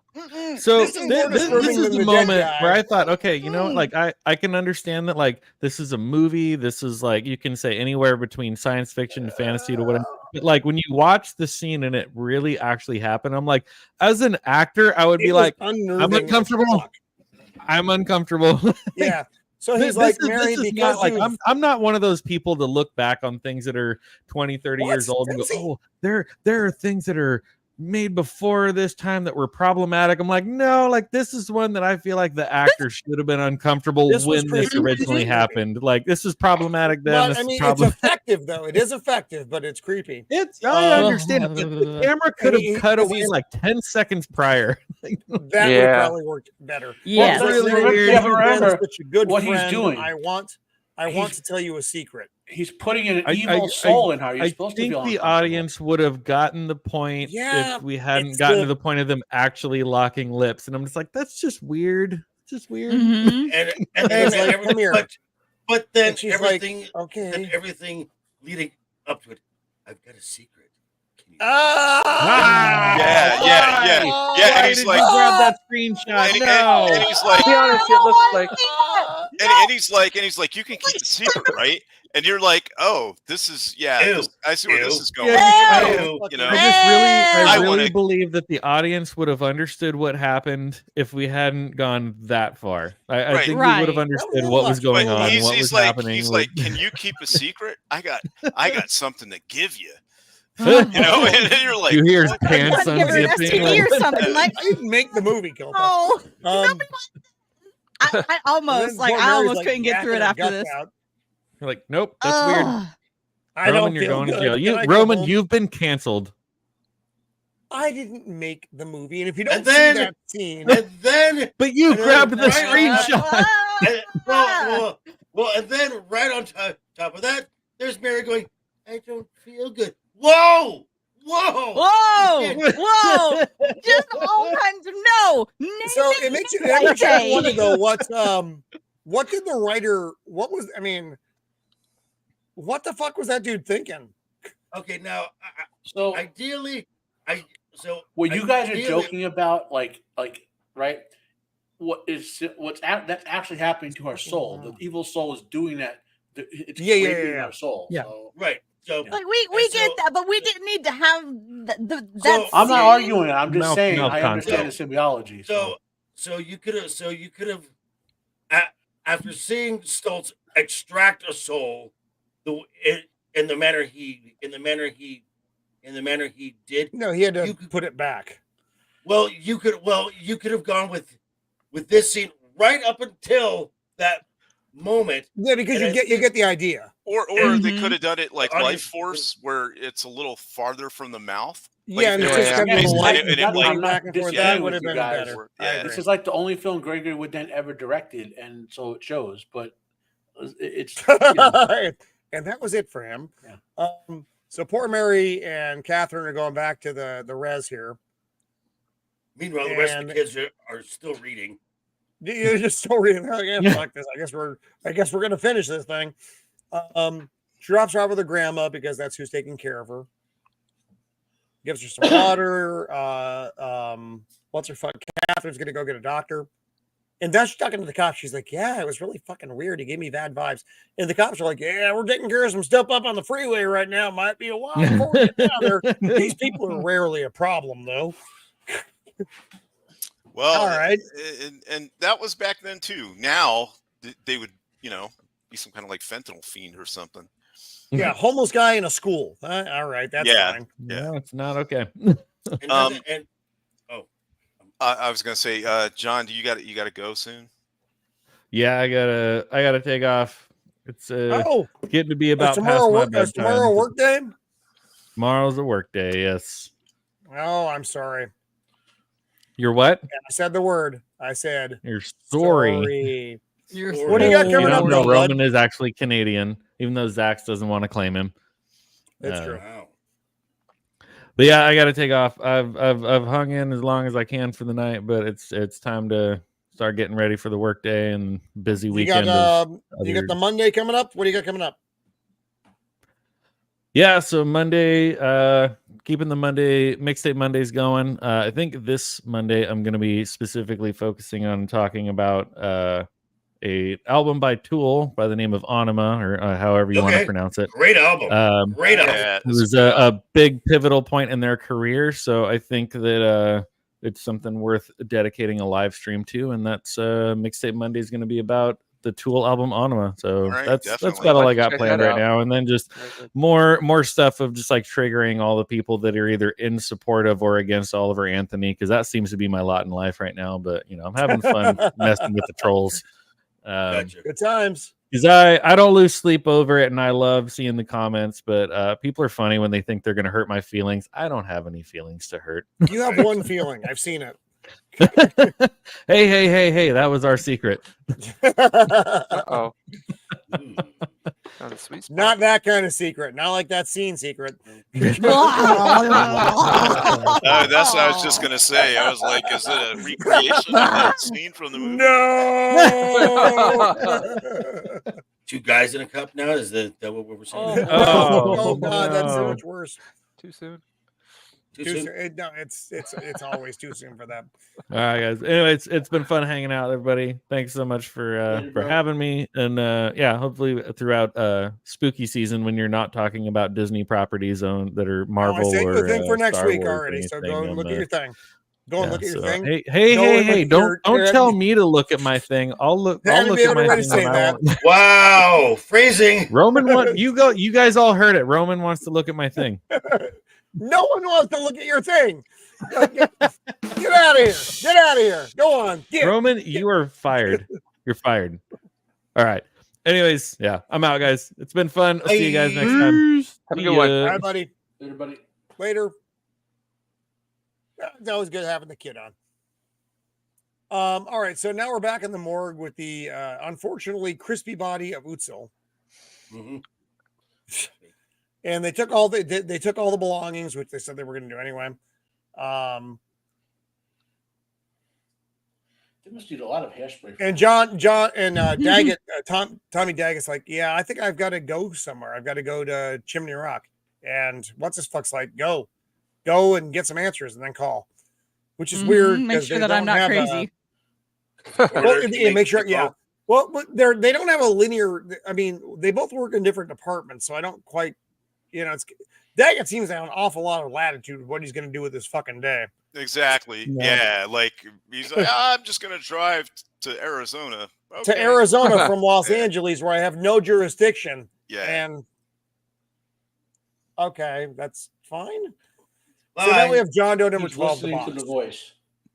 He is, but again, there, like I said, it's written from someone's perspective who doesn't have a good idea of how things actually work, which Dave Filoni? I guess is fine. But Well, like I said, they didn't Wow, expect to get the that's crazy. sequels. Get all this stuff. Get stuff. Stuff and such. Stuff. what? So now they're going through the box. There's all these. What's this in the shit. Oh, what's in the box? What's in the I knew it was box? going to happen. So what? But he finds the obituary for Colonel Hawthorne. He's like, "Is it you feel like taking a trip or something like that?" And fucking Jerry gets pissed. He's like, "When are you gonna let me die?" Soon. I like this Stars. that part right there, that shot right there, the sound effects that they had. Of course. Oh, everybody out going there into can't hear it. this. But yeah, that part right there, I thought that was really good. There was like this really kind of growl kind of thing that happens right here. It was really cool. Like that transition from the CP4 to this one. And then they're on the road. Because the driving. On the Jerry, road again. Jerry, who from what he said, he can't see, and He's like, I can't see you now. and then but okay, so it was if it was I love this explained, part. so if it was explained, I missed it. How come angels can't drive? They don't No, he doesn't. understand or Well, accept. because Well, but okay. it's like this. Some work is meant for talking monkeys, like you, Jerry. Okay, is that And that was pretty much it. In their angelic form, they don't need machines to do anything. okay? So this is just the tools of monkeys, basically, to them. Okay, gotcha. Talking monkeys, like you. I could have watched just a whole movie with just these two characters. These two, themselves. I know it was Yeah. just so good. Just a road And- trip and- movie with because- just these Yeah. two guys. This is Because like Jerry was like, after Gabriel had that offload, Jerry's like, thanks, Gabriel. That was nice. yeah. It's like a zombie leaving Las Vegas or something. Yeah. And then Gabriel's like, stop the car. How was that again? And then stop the car. And then he's like, I can always smell a graveyard. Because he has the creepy voice again. He goes from Christopher Walken to creepy guy. I think he's sufficiently creepy in this. I think it works. True. Oh, yeah. I love this scene as well. This scene, there's one line in the scene that Misses of the Raven Empire Rob laugh Peter. at every fucking Yeah. time we watch. Oh it. yeah. So he's perched up again. You get the perch. This is nice. This is great with the perch. And you see the dirt flying out of the grave because poor Jerry's down there like a fucking monkey digging the hole. He's like, you having a good time up there? And Gabriel's like, I always love watching you work, Jerry. That's not even the line. I just thought that was funny. So they're digging up Colonel Hawthorne's body. And he hits the coffin. He's like, oh, wipe it off. And there he is. And this part is really good. He's like, oh, you are looking at the meanest, darkest, sickest monkey of them all. I love I him. love him. And then he goes to look and he's sniffing around doing the thing. And he opens them up and he's like, He's gone. it's not here. It's not here. Oh. And this is my favorite line. He asked Jerry, he's like, if you were a soul, where would you hide? And Jerry says, the hell away from you? Which I fucking love every time I watch it. And he's like, shut up. And then he sniffs around because he gets the scent of Simon outside. But I thought that was just in the hole. Oh, and actually, with the first thing he says when he opens the mouth, he says it's not here. Oh, Nas. Please don't, Nas. Please don't. No, Nas. No. No monkeys for you, Nas. No monkeys. No monkeys. So let me see if I think I've got a sound alert for that. It's not here. It's not here. God! No! Okay, there we go. I like that. Oh, that is a toy. I Jerry should said. never have. Jerry says, "Well, that's hell for the war effort." And then Gabriel gets mad. Shut up! Shut up! So then they're back up in the attic of the school, and poor Simon's crawling along. He's not doing well. He looks up and, fuck my life. Perching again. Simon. Hey, Gabe. Hey, Gabe. Hey, What's Gabe. up, What's Gabe? up? How you Yeah. doing? What's up? How you been? Simon Gabe. You doing good? He's like, I don't suppose you have it with you. No. You know the routine then, right? Yeah. Yes. No, he tries to Sorry. run. That's right. And Jerry trips him. He's like, hey, sorry, man. Hey, Because no, I Jerry feel can't. Jerry can't help himself. He can't not do what Gabriel wants, even though he doesn't want to. Poor Jerry. And so Gabriel's he's questioning about the soul. He's trying to bring him over. And it's interesting because the angels do seem to have genuine affection for each other, even though they're on other sides of the war. It's like it's civil war. I mean, it's basically the same thing, brother against brother, so to speak. And he's this speech is so good. That's a conceit of Gabriel.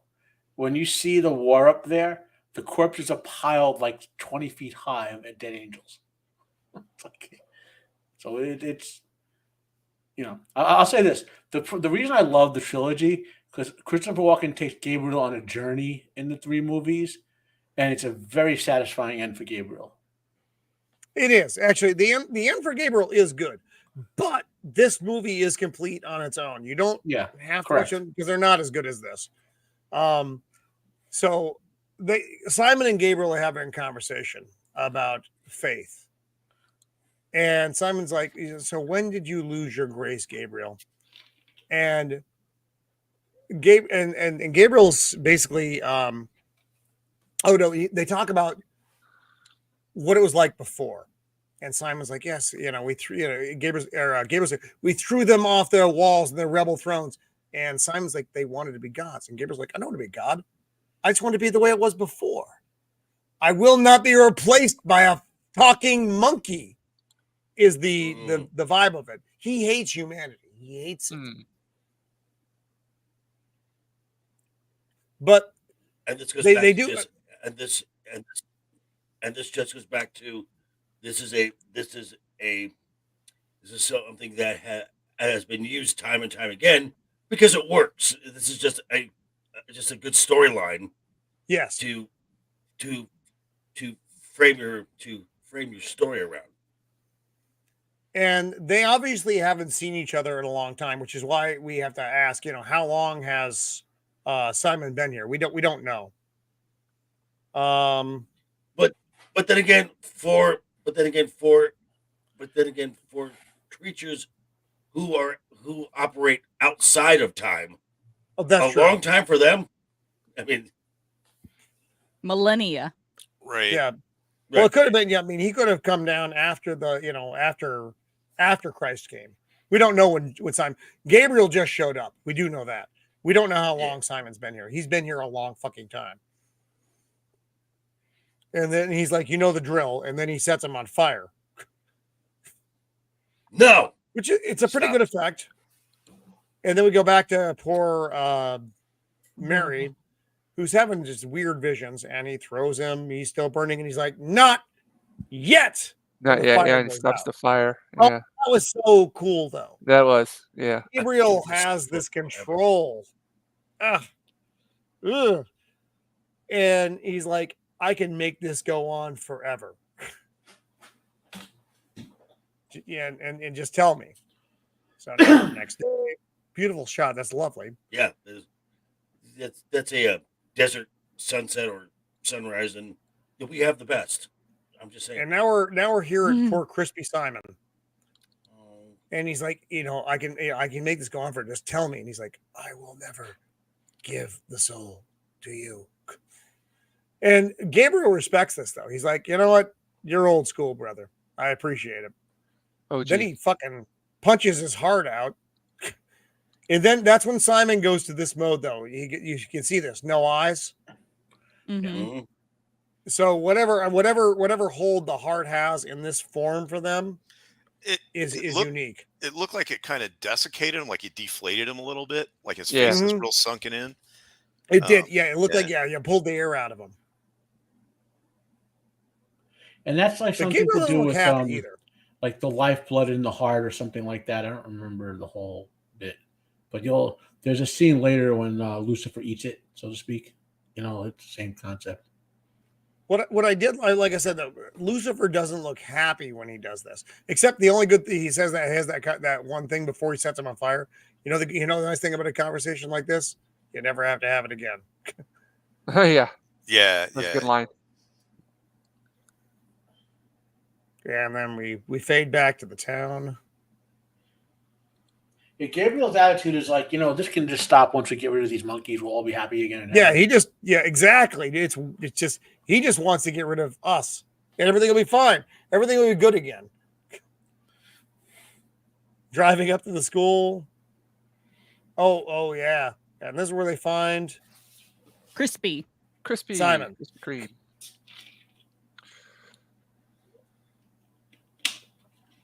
And the sheriff asked if anybody talked to her. She's like, Mary talked to him. Okay. Now we're back out in the res. They got some kind of ceremony going over Mary right now that I don't quite understand. Trying to determine whether she needs to have like a bigger ceremony. He's doing a tribal diagnosis of shamanism Right. to try to see what's going on with her, and they discover the parasitical evil soul. Mhm. Right, because they already had And there's all these a medical terrible doctor drawings. come out and look at her. Has she said something yet? Or Not yet. She hasn't not said yet. the thing Okay, yet. she no. hasn't said anything where you get that. So Yeah.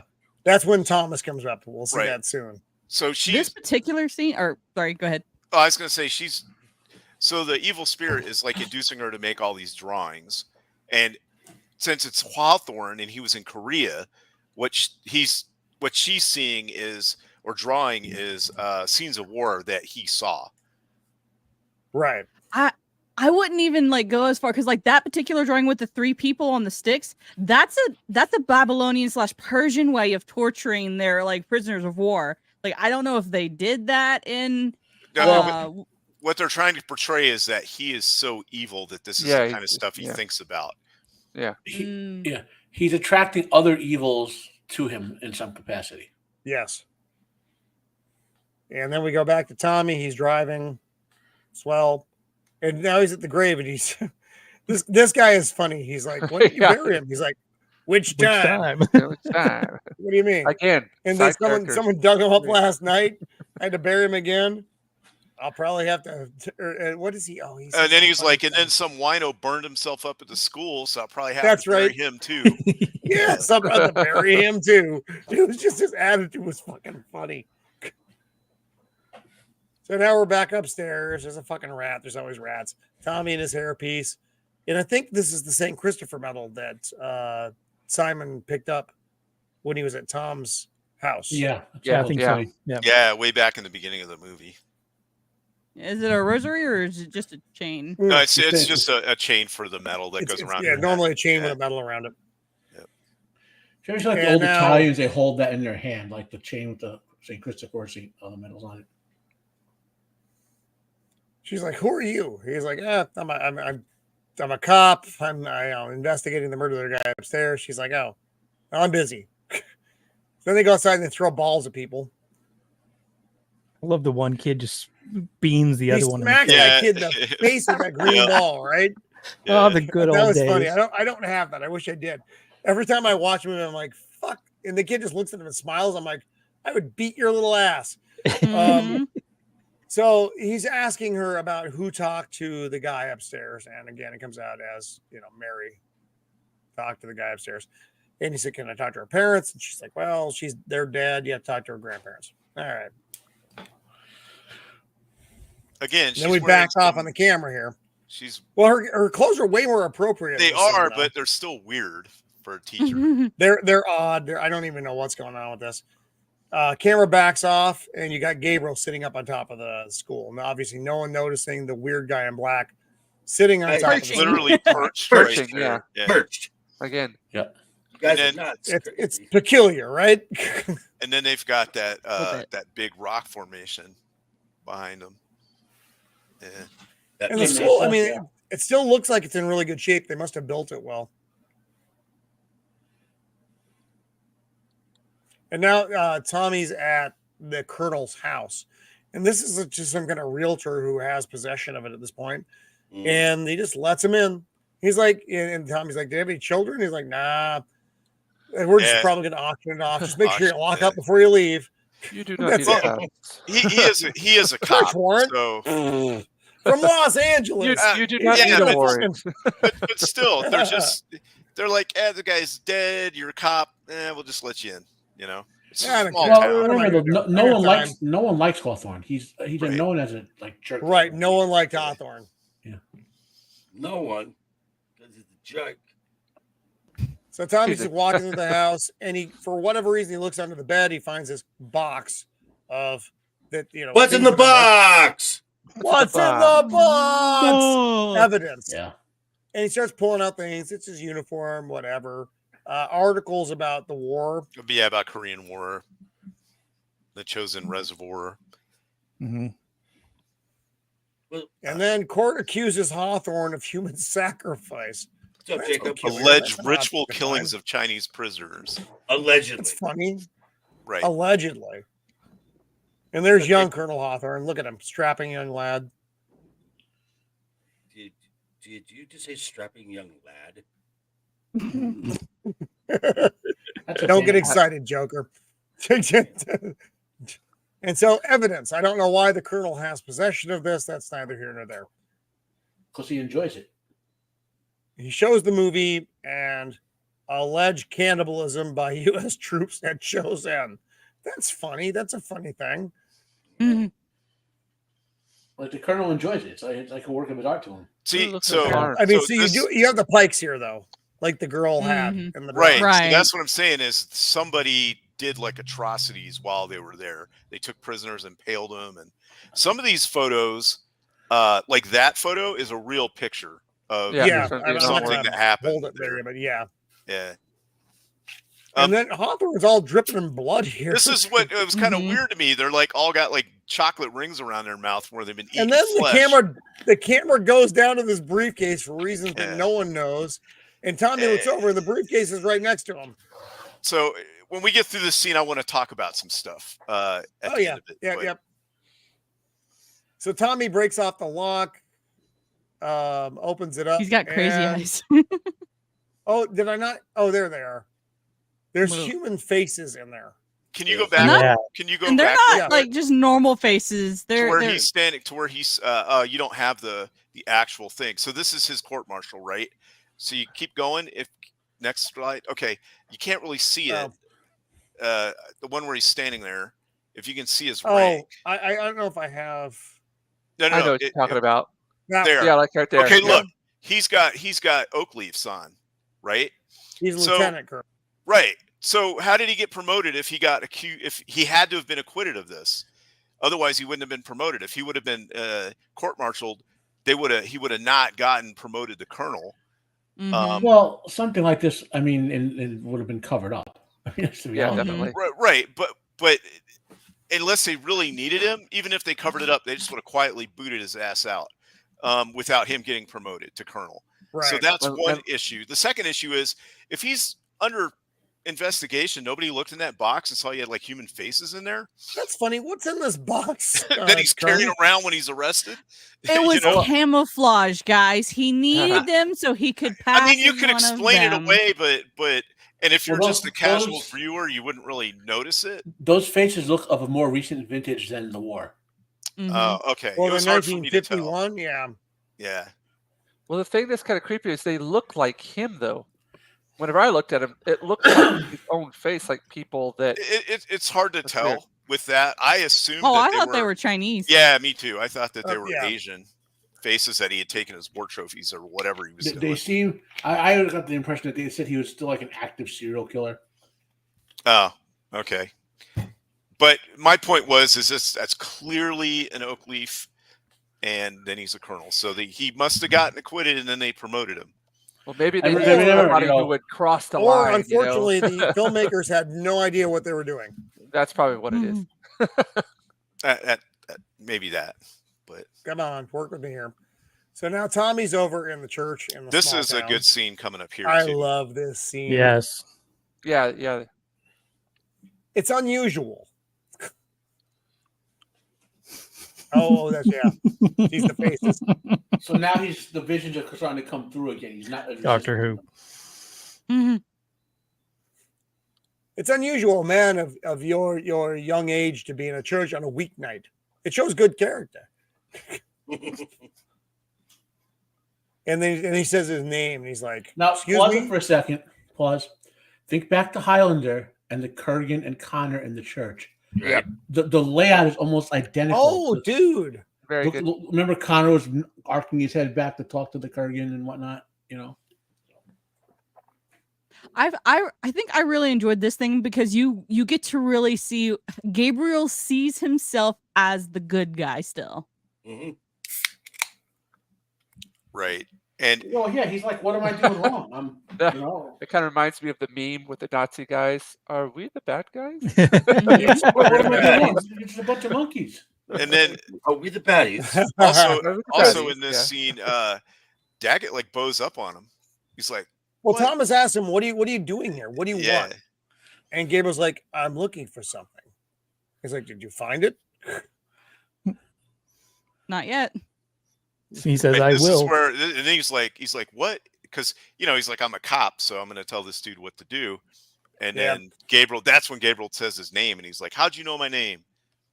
You know, He's You like, just look like "You know, yeah, you look like when you were in the cop." womb, I told you a secret, and I said, or you know how you got that dent in your upper lip?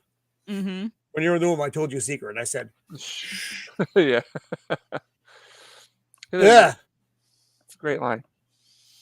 Is this I'm trying to remember. This isn't the part where he tells him why he's doing what he's doing? That's later, right? No.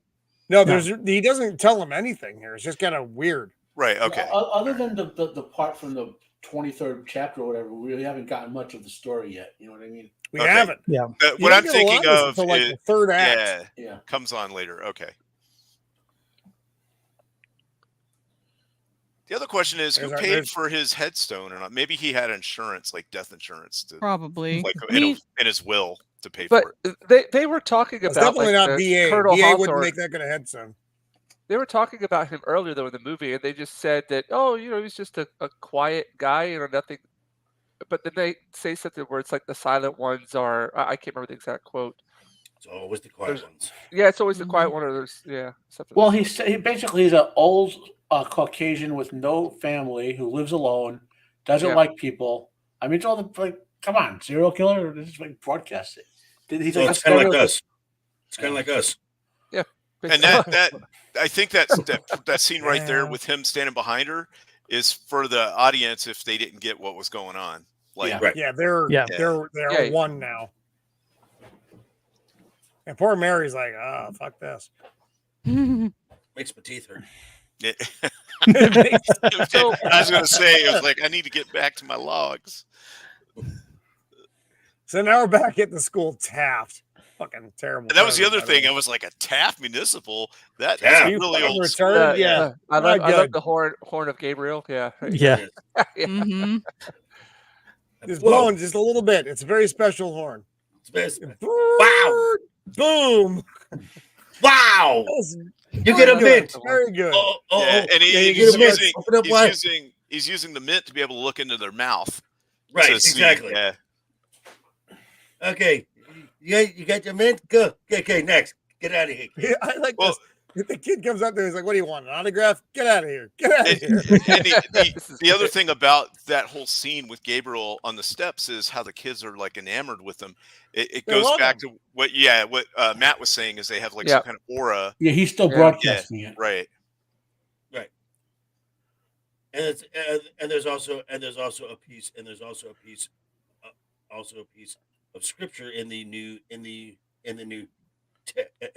Testament where Christ says, let the children come. Right.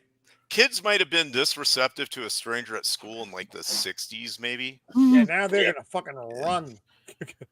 Well, They're gonna mug him. yeah, even in They're gonna mug 95, him. even in 95, they would have had the stranger danger talk already. Yeah, stranger danger. That's yeah. Yeah, that was big, in like the 70s and stuff. More looking, and then Catherine comes up. He's like, fuck. That cat. So who's Mary? Is he a nice girl? Where is she? Oh, hey, left eye. Our good friend Ego. I love Ego. Okay. Nos. So now Catherine comes in. She's like, hey, kids, get the fuck inside. Okay, Nos, I stutter. I can't say anything 3 times fast. Okay, so in this particular shot, Accepted. look, if you look at Christopher's hair, like you've probably seen the whole film, but you ever know like the slick back like feathers on the head of a bird, and look at the way he points his nose at. Walken is totally into this role, like over the top into this, you know. I wanted to ask a question about the angels sniffing everything. Their heightened sense of smell. I mean, is that explained, or is there anything? So no. Okay. Well, okay. So if you ever read all the apocryphal text and all that sort of stuff, it isn't in the actual Bible. They do get associated with animals. This particular reference is to these particular angels being predatory birds. So they have the smell and taste sense of a bird, so to speak. Okay. If you like when he was looking for remember he was almost pecking at the table. Yeah. I kind of took it a little bit less like a predatory bird, more like a scavenger that smells death. Vultures, like a turkey vulture. Yeah, because I looked up the sense of smell of birds, and it said like vultures. Yeah, they have a heightened ones, but for the most part, most birds are just like normal, almost like humans. So the vulture part right there is kind of interesting. Well, I just took it as we know that they're angels, and it's just a power that they have, and so I didn't worry about it. Like, oh, why can they smell stuff? I was just he can do it because it's an angel. Yeah, that's what I was thinking as well. But I was wondering Angel if that thing. kind of like represented or had any kind of connection with any kind of. Well, if you ever if you ever get into the whole apocryphal text and all that, they're really cool reading it at least once. You know, you'll and they all conflict with each other. It's not like there's one story that just been excised or whatever. Right. They all conflict with each other, but there are really some. You know, and again, I haven't read the stuff since I was in my early 20s. You know, but it's like really cool. Like I guess you would say Christian mythology at that point, since it's been expunged. You know, right? Yeah. Like you heard the Book of Enoch, right? For example, the Book of Enoch. If you ever watch Supernatural, that gets mentioned all the time. Wait, Enoch there's a book about that stormtrooper guy that worked for Admiral Thrawn? Yes. Not the same one. Not the same guy. Oh, about book. the smart Sleestack from Land of the Lost that could talk. Totally. I'll accept that. I'll accept that. Okay. So the Catherine and poor Jerry's fucking sneezing his shit all over himself because he's fucking dying, and Gabriel's like ignore him, and Jerry's like everybody else does. And he comes up like real honor. He's like, you have no idea what's going on here. Like, well, yeah, then you're leave. bothering kids like a creeper. So she's driving through the town at this point to go back to Mary, and I didn't catch the thing, but she sees their car that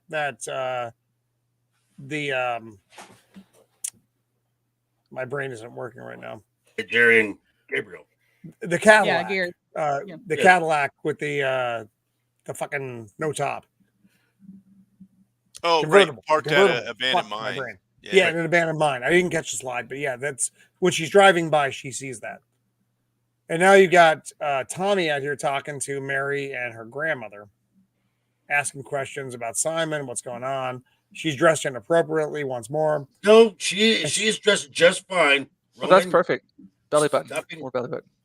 Roman, stop being No a prude. teacher's dressed like that.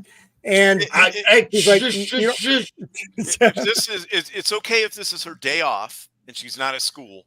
I think all her days are her day off, is what it seems like. And she's like, you don't tell him anything. You don't talk to anybody. And she's like, I was just answering questions. If I had more teachers like that, I would have paid a lot more attention in school. Yep. Yeah. Except I had nuns. They didn't dress like that. Well, that's your own fault. It's not. I didn't send myself to Catholic school. I'm just saying, you had a choice. No, I did not have a choice. You don't Yeah, have a choice when you're a child. Anyway, so Tommy's asking her questions about, and he's like, she's like, he told me a secret. He's like, well, I'm a good friend of Simon too, so you can tell me the secret if you want to. But then And it's she's not like, a "It's not secret. gonna be a secret. You stupid fuck. Do you not know what a secret is? Right. And this is where she does the thing. She tilts her head down, and it's weird. And she's like, Chinamen don't bleed like. Or did you ever cut the head off a Chinaman? They don't bleed like we do. Or maybe it was the cold. On that day, we were colder than anyone. The rifles froze, but that was okay because we were fast. It was just like she did a nice job of the line delivery. Yeah. And then she snaps out of it. And she's like, "Oh, Miss, whatever the fuck your name is." Oh, well, It's cold. I know this is maybe out of line, but I almost wanted them to go further. I felt like we could have had more of the whole really dive it. Yeah, just really being possessed and everything. It felt like it was on the they went further with the kiss. They should have gone like that far. And with I wish they had part. not. Exactly. So same. Right. But you Agreed. mean she acting more like an adult and talking about like doing Colonel Hawthorne right, things? Colonel Hawthorne stuff, right? Like ordering people around and all kinds of stuff. Yeah. Just like, well, even that, and like getting paying a little bit more attention to it and making that more of a serious thing. Because skipping ahead when you get to the exorcism part, you're not really like, okay. There's not much emotion there to it. Well, with me, yeah. So now he's like, she needs to go see a doctor, and the lady's like, she's seen a doctor. They didn't do nothing. Right. And so she's gonna go off to I forget what the Native American name for it is for the plateau that they're going to go to up it's a mesa, but it's called like something Sisters Mesa or that's what I was thinking. It's got a name. Yeah, they're gonna take her up there. They're gonna do the ceremony to get the demon out of her. It sounds like Three Sisters Mesa, but because in the I know that ain't right. Yeah, Southwest culture, the Three Sisters are corn, beans, and squash that they plant to rotate that's like the three pillars of their diet and how they keep the ground nurtured and stuff. They rotate the crops, and it's the grandmothers, right? But that's what they call it, the Three Sisters. Maybe it was something like that. I was making a joke. No, but it was something like that. Oh yeah. This is where Thomas gives his good speech about angels, though. Mm-hmm. He's like, "Did you ever, what kind of being are these? God sends them to wipe out villages, kill children, all these things. Always, you're I forget the way he says it. It's something and one wing dipped in blood. Like you're always being reverent, but one wing is dipped in blood. Would you ever want to actually see an angel? Something to that effect. Right. Because they're God's agents of doom. Right. They're the killers, the assassins. Well, and this is also brought in. What was it? This is talked about, and just switching films or even genres really quick. This is something that Todd McFarlane talks about in his Spawn comics, where everyone assumes that demons are evil and they're the ones who kill and whatnot. And as Todd said,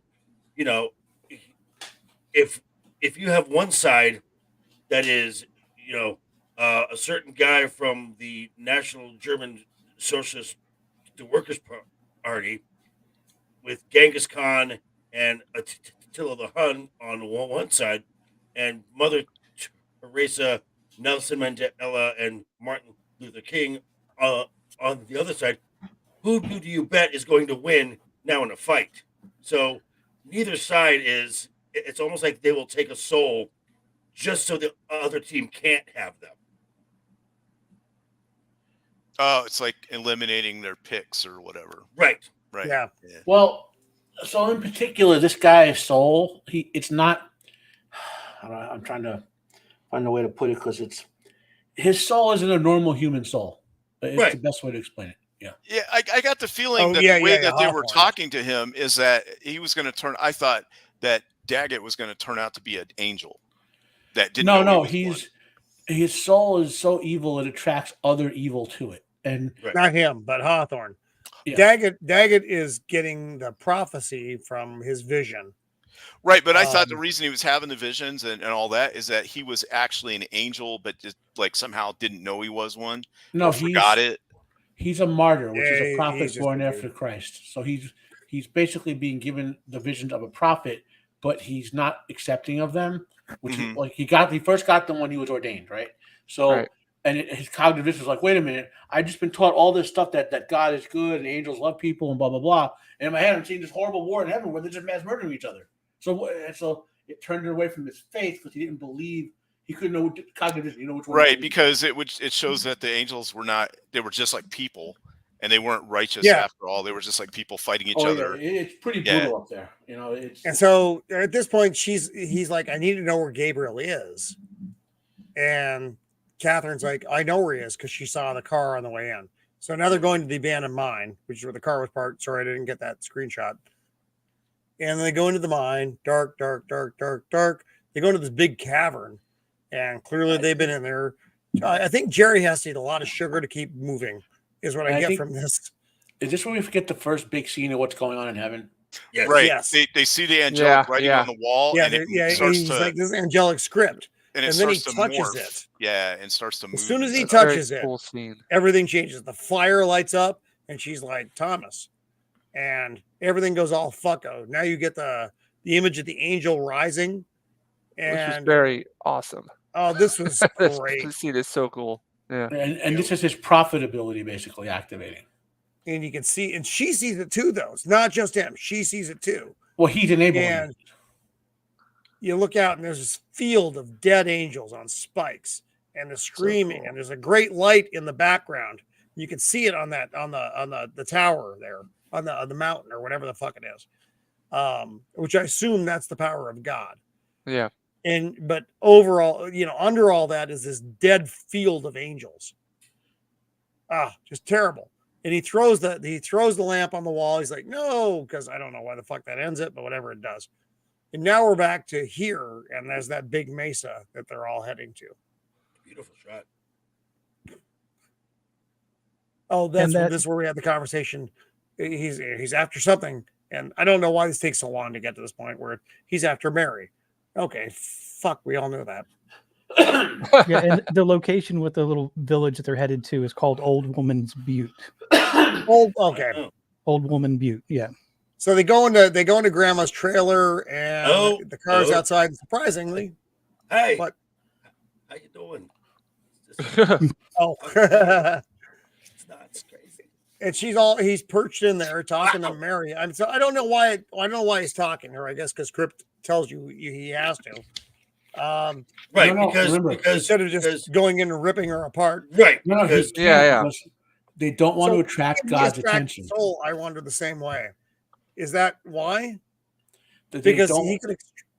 You would think he could extract the soul the same way it was implanted, right? He has to do it without God noticing it.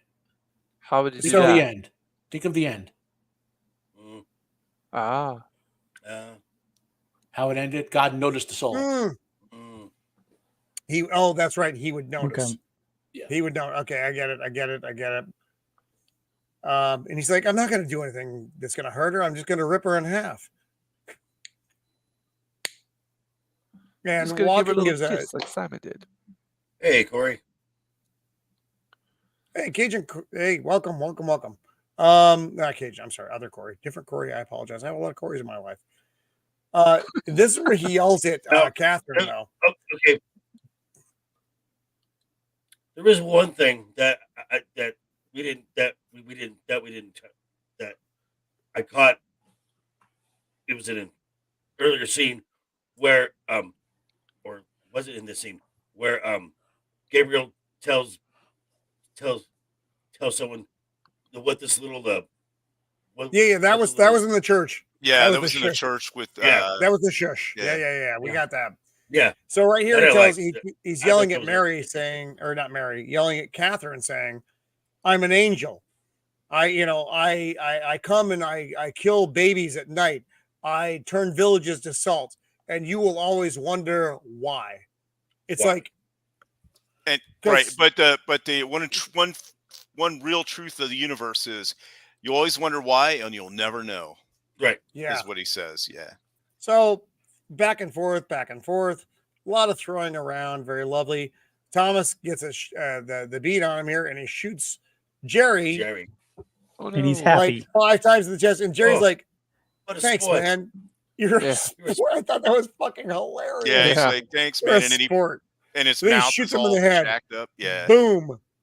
And as somebody who notices gun faux pas in films all the time and they annoy me, I appreciate that they keep count of the reloads. rounds fired and Yep. show a reload with a speed loader. I Yeah, love yeah, with a speed loader, which I don't know where he got that from, out his back pocket or something, because I didn't see he I had a assume holster. so. Actually, I didn't even see Yeah. that Thomas was carrying a gun because he's wearing chinos and a fucking Exactly, Blue what I'm shirt. saying. Like he's got that, in like the small of his back or something. It's his tucked in his 90s pants. regular guy outfit. I don't wear Yeah. fucking I mean, clothes it like is a that as a small- regular guy. It looks like a small 38, but Yeah, it does. a speed loader is kind of bulky. You know what I mean? Like it's not just like a couple of bullets on your belt.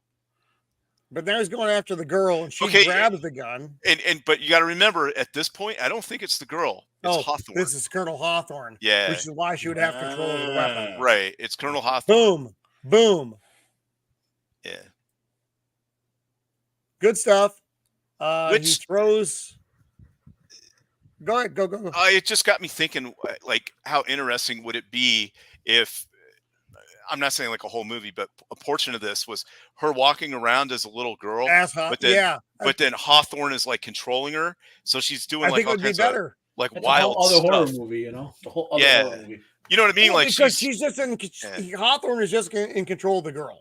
right. So And she's so like the girl's walking around ruthlessly- talking like that. That would have been way more. right. Yeah, interesting. walking into a shop and being like, I want a Uzi 9mm plasma rifle in a 40-watt range, and they're Yeah. like, "What's this little girl talking about?" And then and then she just starts like putting caps on everybody. I'm the girl in Ether 1000. Yeah. And I need more cowbell. So Christopher Walken's heading towards him.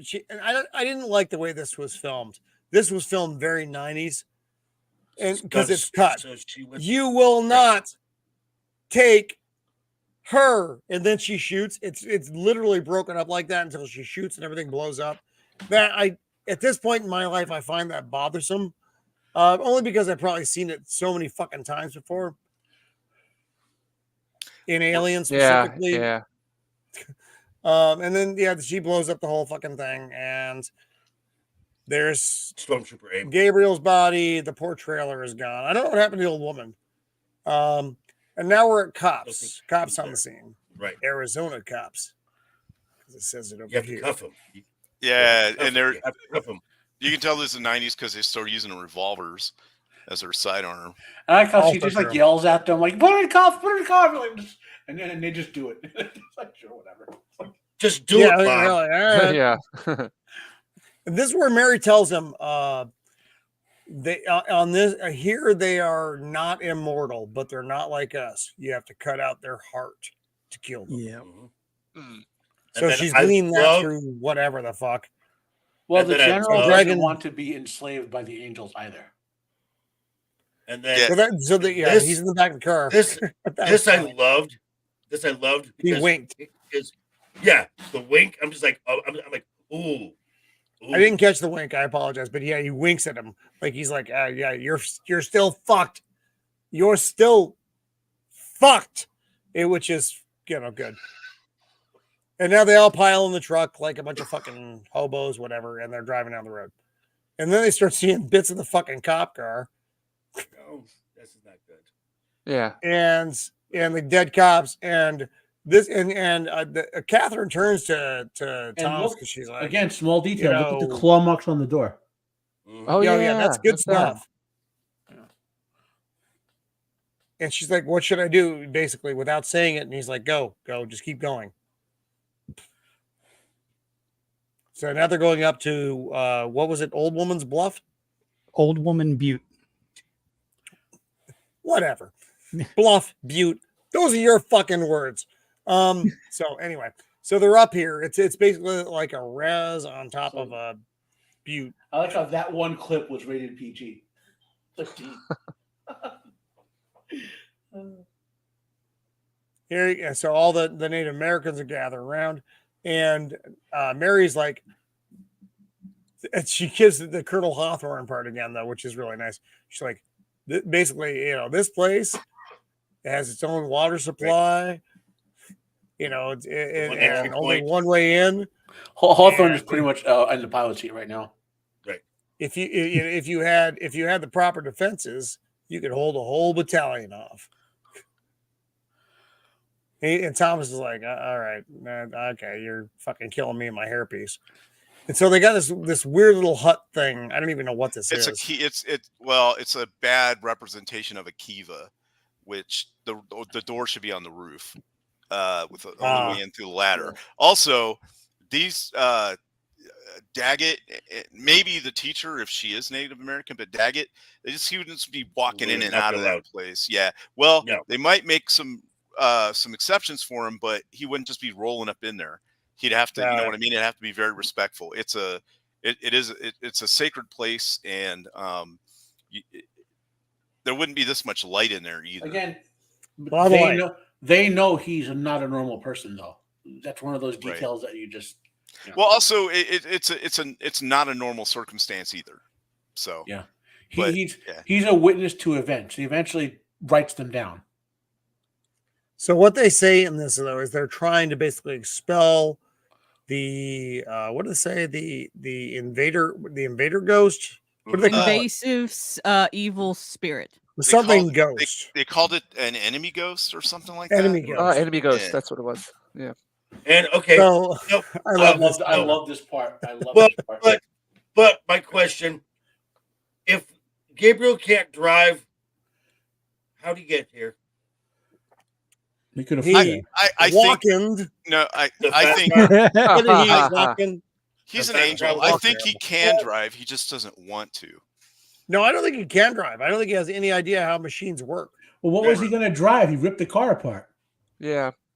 I mean, they were taking him back to town anyway, so I assume he would have been close enough to continue to walk back. That's true. It probably he could have kept walking. Although when they did do there's two dead cops, they're just like, let's just keep going.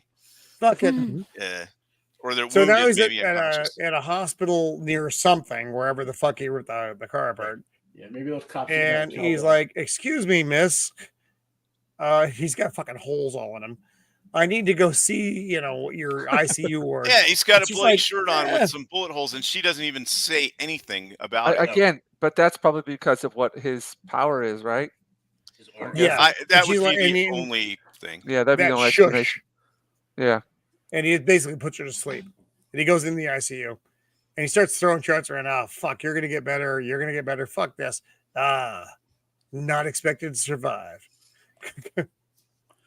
This was a great performance by Amanda Plummer, because this was really also very off-putting. He's looking, and she starts to go, and then she flatlines. And when she does, he's like, wait, come back. Come on. Like, hold on, just a second. You can't get out of this party a little yet. bit. Come back. And she's sniffling. No. Shit comes out of her nose and everything. And she's like, no. Because she saw the light. Yeah, she was going, which is weird, though, because heaven's closed. Well, no, I think that's a lie. It's not that she's going. So he got her before Michael grabbed her. So, is that the difference? Okay. In Catholicism, Angel Michael comes to escort all your souls to heaven, basically. He's to protect them, whatever. Overly simplifying it. So, whatever she saw, she was free from her pain. Way better than this. And then she comes back and she's like, no, not this, not, yeah. And so she does a really nice job with a fucking no. And he's like, stop that. I don't like it. This is only for a little while, I promise. I also like the detail with the fingernails. Every time you see them, the angels, their They're fingernails black. are dark. It's weird. Yeah. Oh, I oh, fucking This- love this. Wow. my I favorite actually, part of the and the movie. way this scene plays through is really nice because she's just Actually, out my walking, favorite- and you don't necessarily even notice that in the background. Yeah. And You know, then this is probably Yeah, this this is the best. image, my favorite character in the Yep. film. Mm-hmm. and then he Shocking. calls her. He's like, Catherine, and then she turns and she sees him. He's like, we need to talk. And she's like, no. He's like, I can lay you out and fill your mouth with your mother's feces, or we can talk. Wow. Very specific threat. It Right? is. I was very It's pretty confused. specific. And it's interesting though, because the things he talks about actually, so now growl. Is he growled? I really liked that little His little little bit buddy? of detail about him Yeah. growling, because in the Yeah. Bible he's referred to as a roaring lion waiting to pounce on someone to devour them. And And then he goes into the whole thing where he's like, she's like, are you an angel? She's like, and he's like, no, angels are about love. I don't love you. And how he's like, I see how this whole thing ends. He's like, if Gabriel wins, heaven will just be another hell. And I And can't he's like, have that. I'm Yeah, not doing I to save can you, have but that, that's my problem is that's one hell too many. And his delivery of the lines are so It's well butter. Well, I think the exact way he Just says butter. is 2 hells or 1 hell too many. Yeah. Which I really liked. I really dug that. Good play on words. Oh, And Vigo, just his Oh, voice and in this is just butter. It's just Yep. and he just also like- tells I'm her like, ooh. he's talking about how heaven's been since the war began, heaven's been closed. Right. You know, all the souls are just rotting in the earth, you know, all the time. But while heaven is closed, I am always open. Right. Even on Christmas.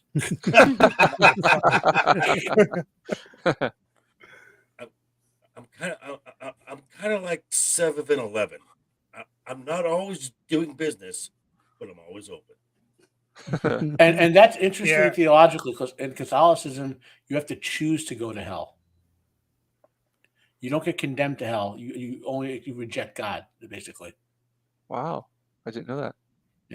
If you reject God's judgment, that's where hell is. Hell is the farthest place away to be from God. That's the definition of it. You know, I don't know what the purpose of that scene with the rose was. Where But Or I- just tromps into it though. Well, Yeah. yeah, I was can't good. help but think because Vigo tends to pour himself so into whatever role You think he he's just in did it? that he just did it. Could be. Yeah, I think That's that's my it. head canon. He's peeling the leaves off until he gets down to the yeah, and he's nubbin, like, "What can and I then he do just with takes a this?" big chomp out of it. Yeah, I love it. Otherwise, you just have to hold it, and then throughout the rest of the scene, he'd have it in his hand, looking weird. He's like, Yeah. "I'll just eat this." We then was probably like, "Dude, did we get that on camera? Did we get that on camera?" Yeah. Right. And he's like, so do we have a deal? And then she goes to Tommy and she's like, I saw the devil tonight.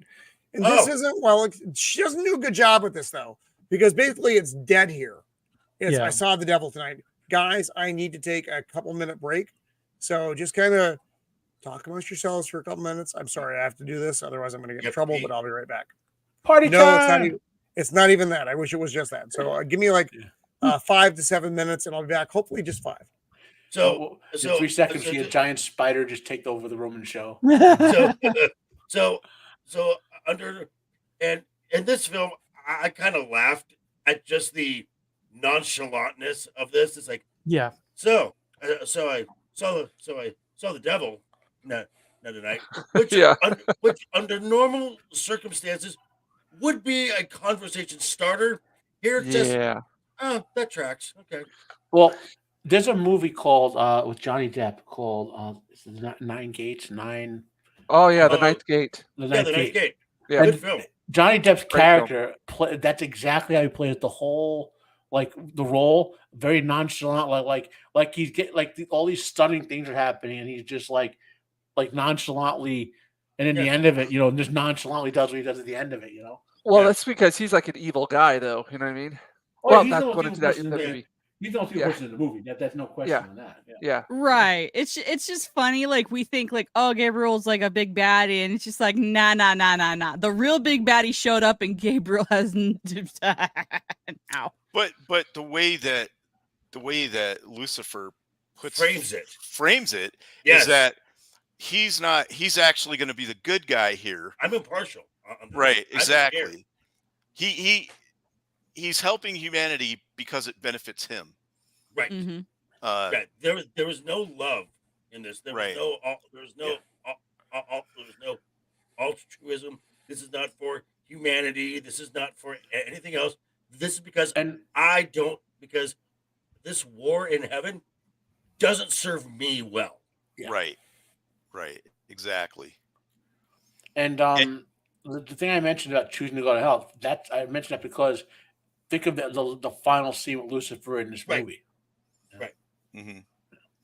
And I don't think we've gotten to the part yet of where Gabriel explains his non-contact with God and how that is really the crux of this whole thing.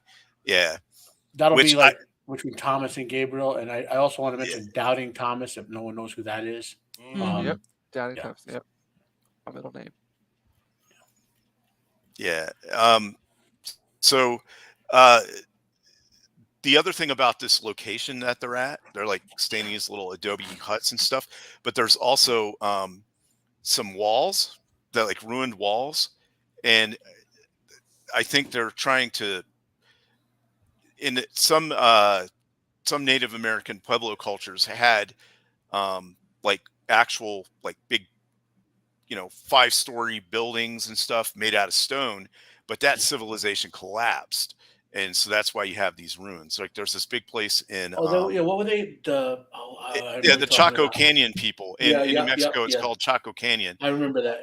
And it had a giant, it was 5 stories tall in places. There's no evidence of what caused them to disappear. I mean, they were probably just wiped out by some other local tribe or whatever. But I think they collapsed because they had like road networks and stuff, but the leaders started getting more and more cruel, and like there's hints of cannibalism, maybe things like that. It's not really proven.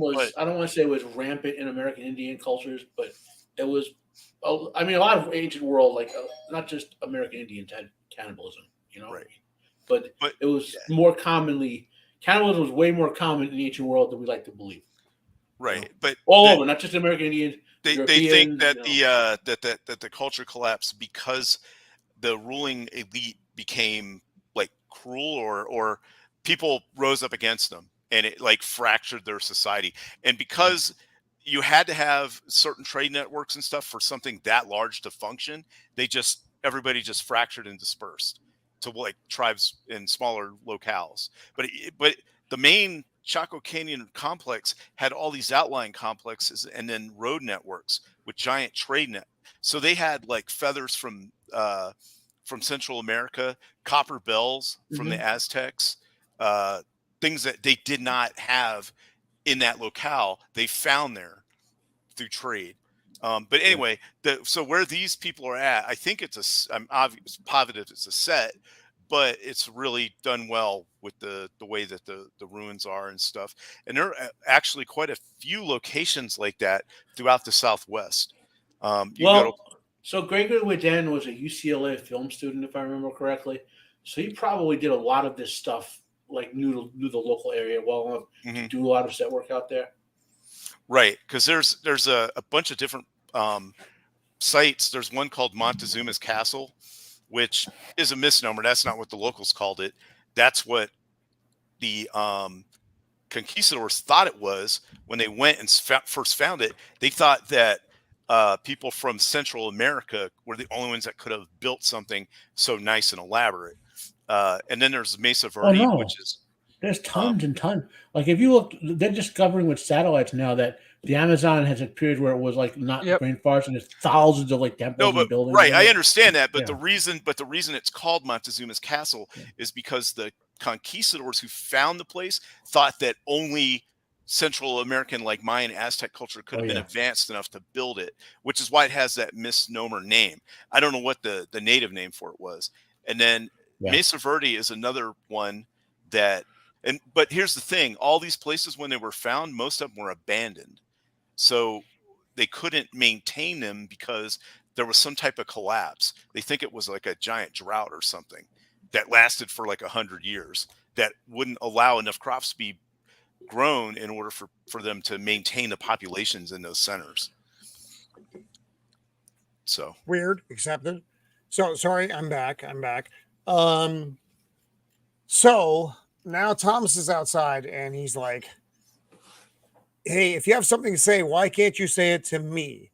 And so he explains to Catherine that, you know, when he'd had a voice all his life in his head, you know, telling him to go to his God, to become a priest.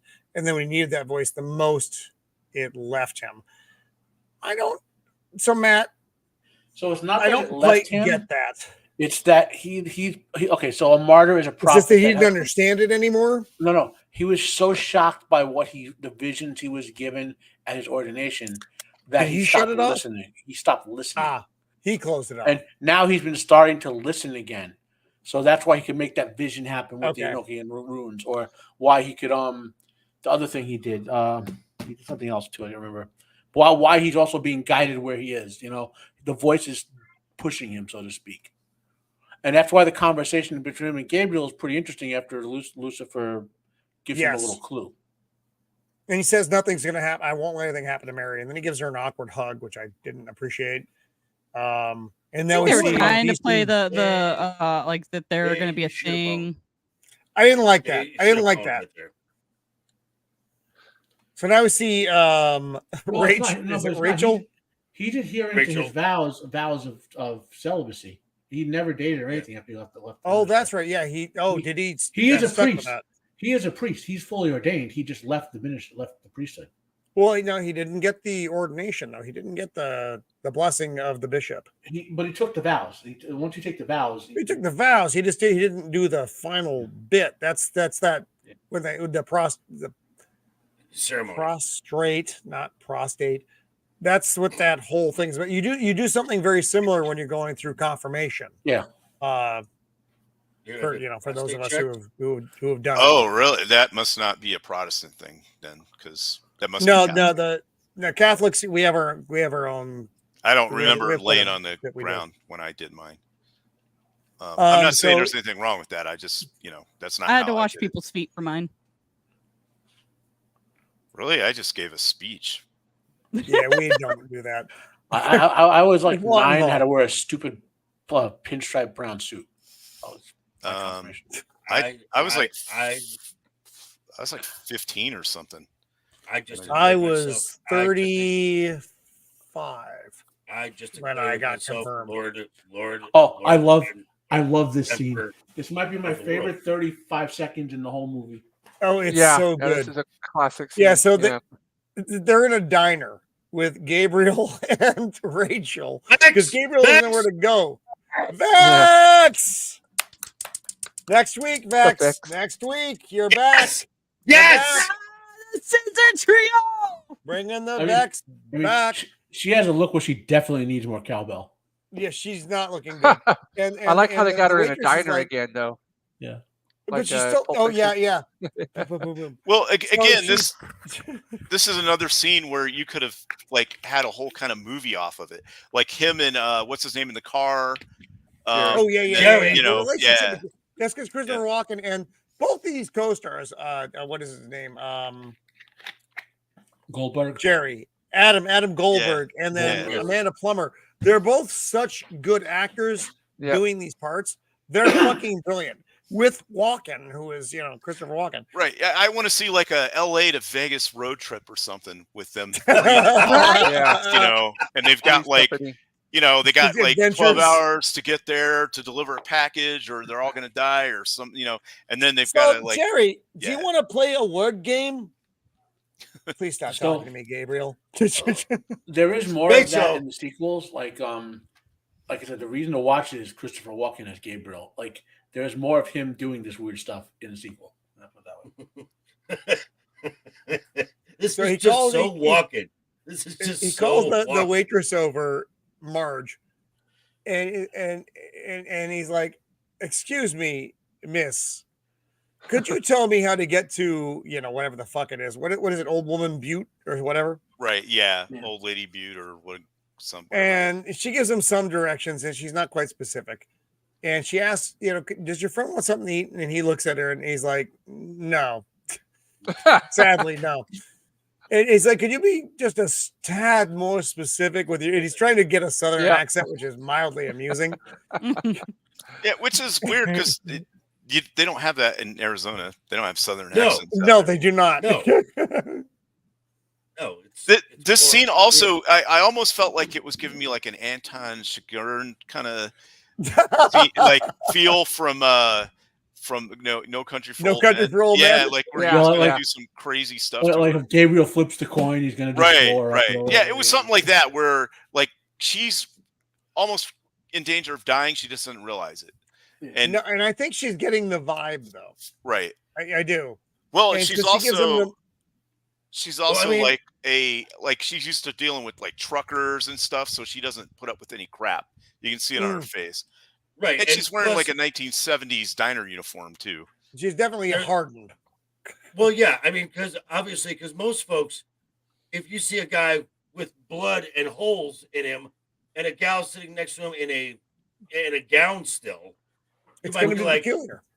And just It might to be point like- out, the back of that gown's probably open. right. Yes, So- of course. So I didn't think about that. again, much like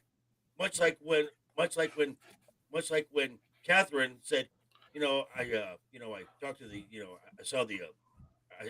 I saw the devil. In any other setting, that would be weird, but for her, this is probably just like, all right, fine, Yeah. whatever. Especially if this was 2023. Oh, someone in a gown walking in with no shoes on? Nah. Not weird at all. Their butt hanging out, sure. She's not looking And good. she just looks like, just kill me, please. Kill me, Yeah. please. Yeah. Well, Never and did. so Christopher Walken gets the directions, and he tells her it's time to go, and she says no. No. And he's like, "Come on." And she's like, "No." And he's like, "You could sit in this rotting meat suit for all eternity. I have patience. I can wait. I can watch stars burn out. Or you can hang out with me one more day." And it's just really matter of fucking fact. And I Right. love that delivery. Yep. I fucking love it. It's so Because- good. Because again, we are talking about beings that operate outside of time. Yeah, he can sit there. I have time.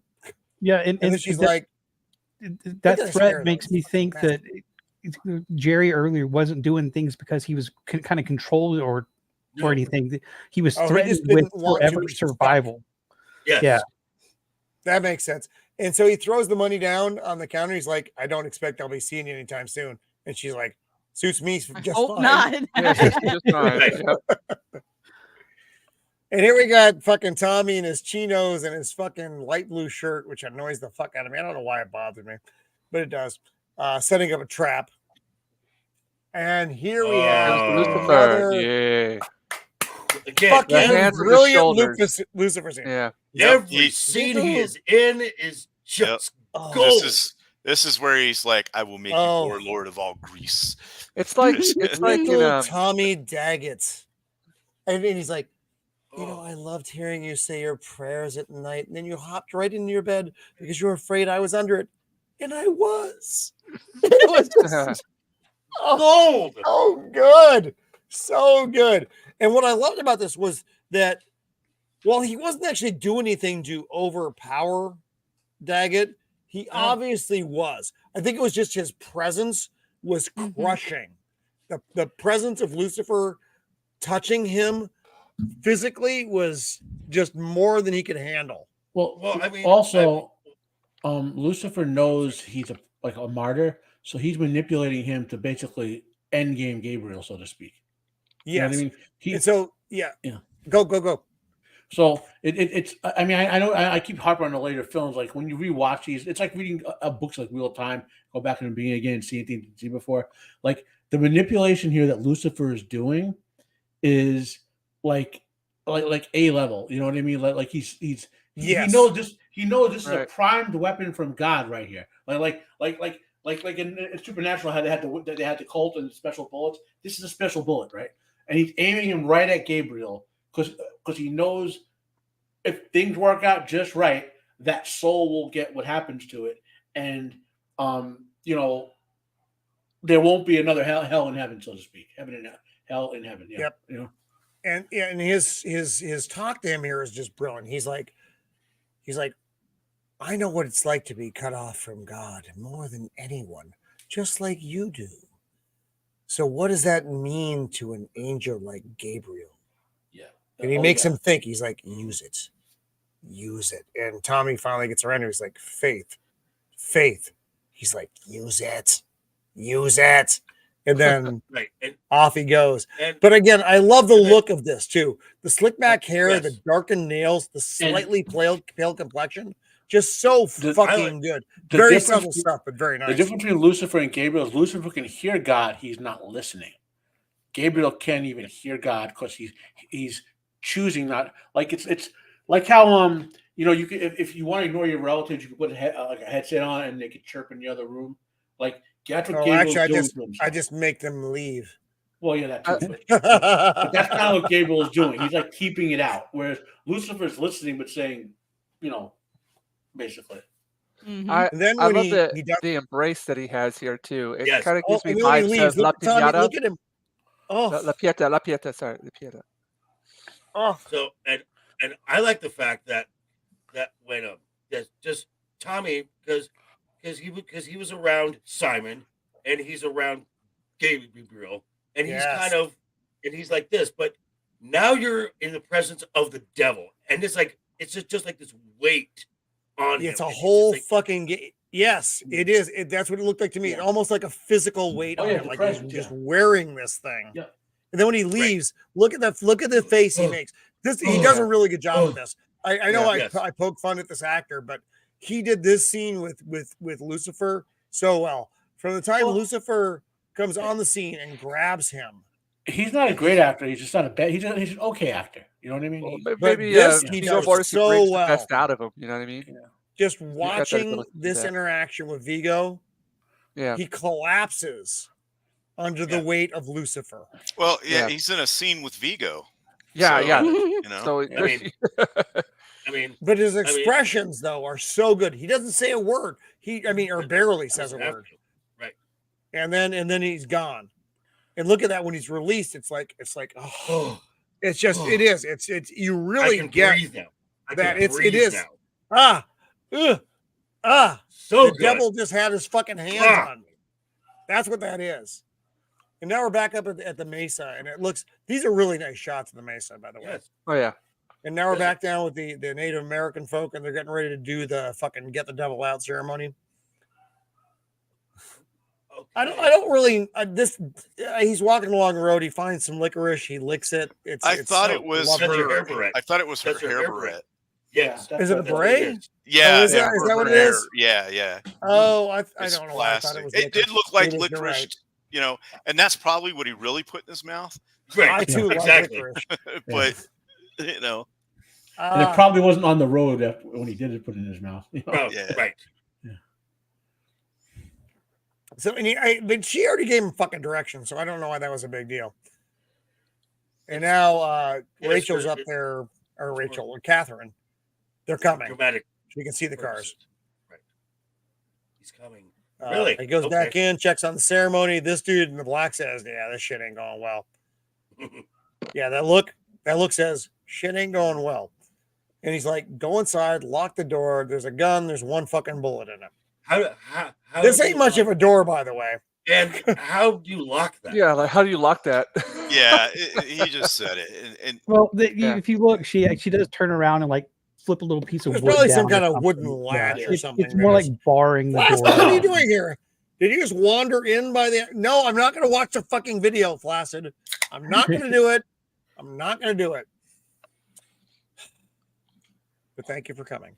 And so now Tommy's getting ready to set up his fucking trap. His Home Alone trap. Right. Another great little scene there. I feel bad for Amanda Plummer. She's only in this movie for like 5 fucking minutes, but she did a really nice job with it. Right. Yep. Driving along, and he pulls the chain up. I don't even know how. I mean, quite honestly, I don't think this probably would have worked, but it does in the movie because it's a movie. well, And it might have worked, but that other truck would have flipped around and Right. They would've done- The Cadillac flips over, and he picks up this wooden stick because he didn't plan very well, and he starts trying to pummel Gabriel with it, but it doesn't work very well. So they end up having a conversation, which is what Lucifer planted in his head about faith. And he's like, if you had this question about why God loved man better, why didn't you just ask God? And Gabriel said, he doesn't talk to me anymore. And he walks off.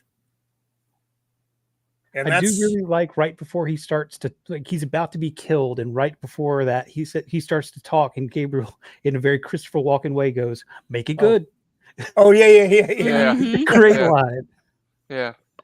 It's like he's Convince me. used to people begging for their lives, and he doesn't really care, but he's going to let it play out. Make it good. Yeah.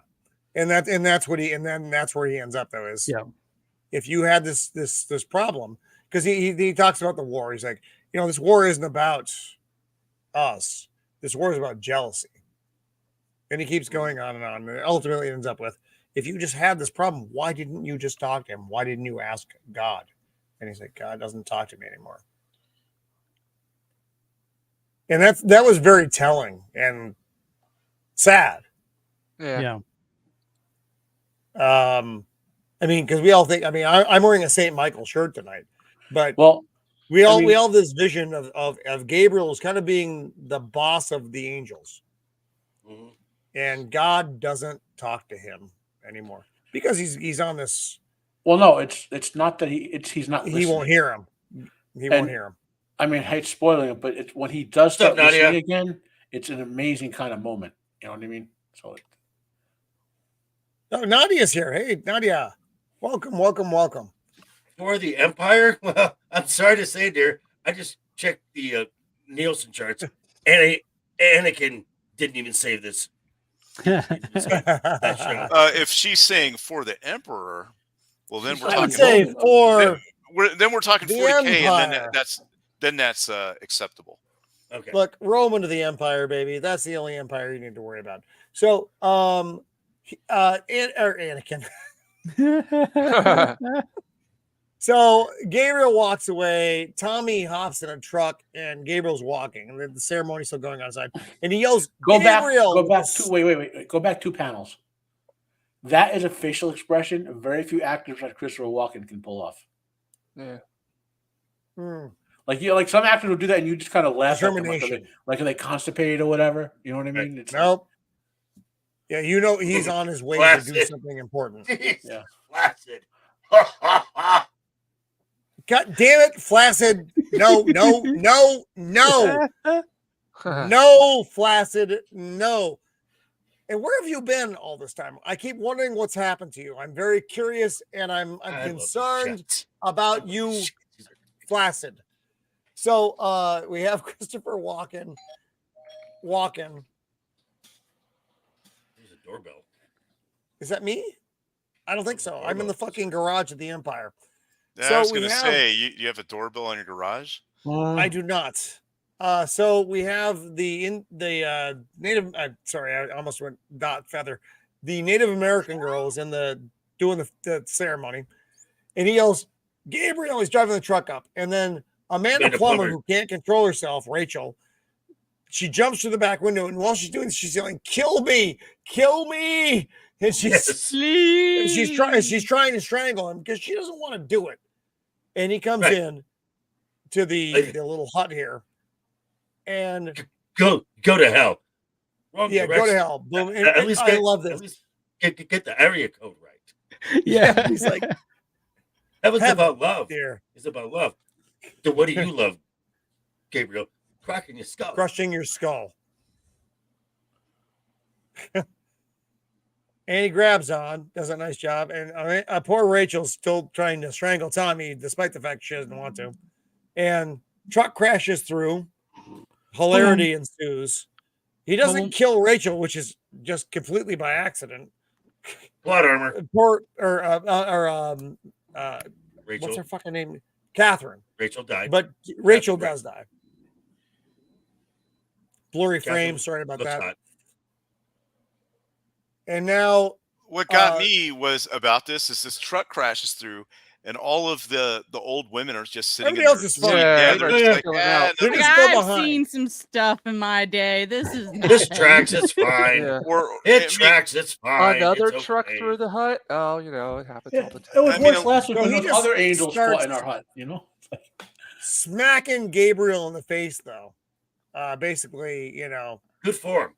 Really good form. Saying. Basically telling him the same shit. You don't have a soul. I have a soul. Home. Fuck off. You're gonna die. Go home, Gabriel. Go home. The party's over, bro. Hit. And then the hand comes up, and this is a little bit blurry, but grabs the tire iron and makes him stop. And then just more butter. Just and then man, I am just melting here. I'm a fucking lobster underneath it. And the Indians are like, fuck. You know what? In that moment there, you could say that I would do Vigo and not be gay. No. Accepted. Heard it here. Well, we go back to what he was talking to Catherine about earlier, though. He's like, I want to open heaven. I want to let all the souls up there. That's where we are. He's playing the good guy because he's the fucking devil and that's his job.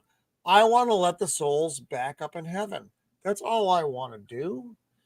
And he stops Tommy from killing him because that ain't his fucking business. That's angel business. Right. Well, and killing him right then and there wouldn't actually solve the problem because he tells the people to keep going in their own language. Right. Yes, So he goes up, he licks the wound. You see his tongue up here, licking the wound on his head. This is creepy as fuck. Vigo does such a good job of this. Also, what he said about the scene was that Christopher Walken ate several cloves of garlic before he did the scene. So that when you see Vigo's face look a little disgusted, that's why. Because he's responding to Christopher Walken's breath. That's hilarious. Which is pretty good. Yeah, and this line here, when he's like, it's time to stop the war. My war is just. Your war is arrogance. That makes it evil. That's mine. And I'm like, it's so well delivered, right? Damn, so well delivered. That's mine. It's and he basically just gives him the look. And it's just like, let me go back because he tells Gabriel, it's time to come home, as in now with me. And then he's like, my war is just. Your war is arrogance. Your war is arrogance.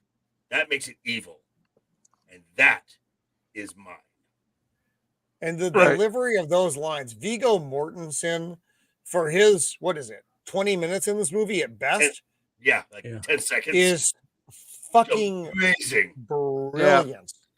It's, just to make a comparison, it's like a Tombstone with Doc Holliday. Like every single time Doc Holliday is on the screen, you're just like, oh, it's perfection. Yeah, you're just enthralled by him. Yeah. It's amazing. And then he does this. That is definitely my doorbell. I'll be back. Is someone getting a food?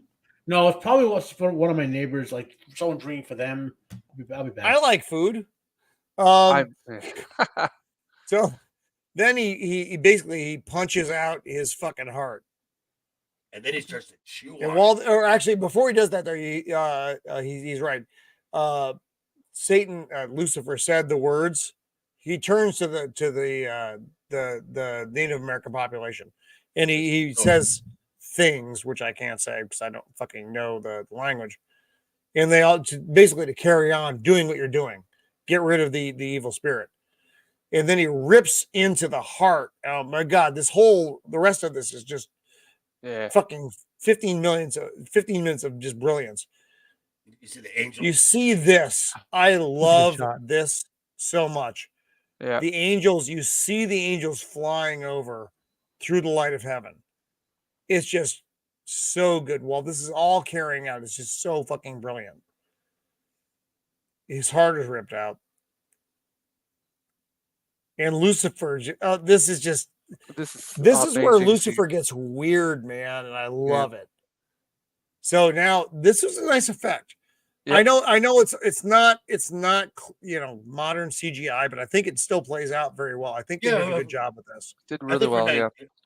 I think for 95 it was just fine because her face blows up. They do a good job with this. Whatever they did here to make her face blow up while the evil ghost was leaving. Right. Well, this reminded me of like Life Force from '85, and then later some of the stuff reminded me of the Golden Child. Like at the end when the guy when Sodom Numsi turned into the demon and was like flying around and stuff. Gotcha. And now she looks normal again. She looks horrified because she's like, oh my God, that was inside of me. Yeah. And then you have the demon ghost. You have this, and it's a kind of formless thing, which is fine. You do see kind of Colonel Hawthorne's face in there a little bit. I didn't get that very well. I mean, it's obviously a stop motion thing, but it still looks good, especially when you consider I thought the effect $2.3 million for the entire film, and I actually saw this while we were talking. It was actually filmed in '93 and not released in '95, so it's even older special effects. Right. Still looks the great. fact of the matter is despite the effects limitations, which I don't mind. Yeah. The whole story with the effects, you're like, you know what, this is fine. I don't mind this at all. Yeah. The heaven opening up, the demon angel getting blasted out by the light of God, essentially. Right. And then you're back to Gabriel. I love how the continuity with this when they die with quotes around it, no eyes. They go back to this kind of basic form. Right. And nice. This is all going on at the same time. And the Native American says the demon ghost is, or the enemy ghost is gone. And then I love this. Yeah. When Lucifer bites this is when it gets weird. And I love how weird it got though. Because it was. Yeah.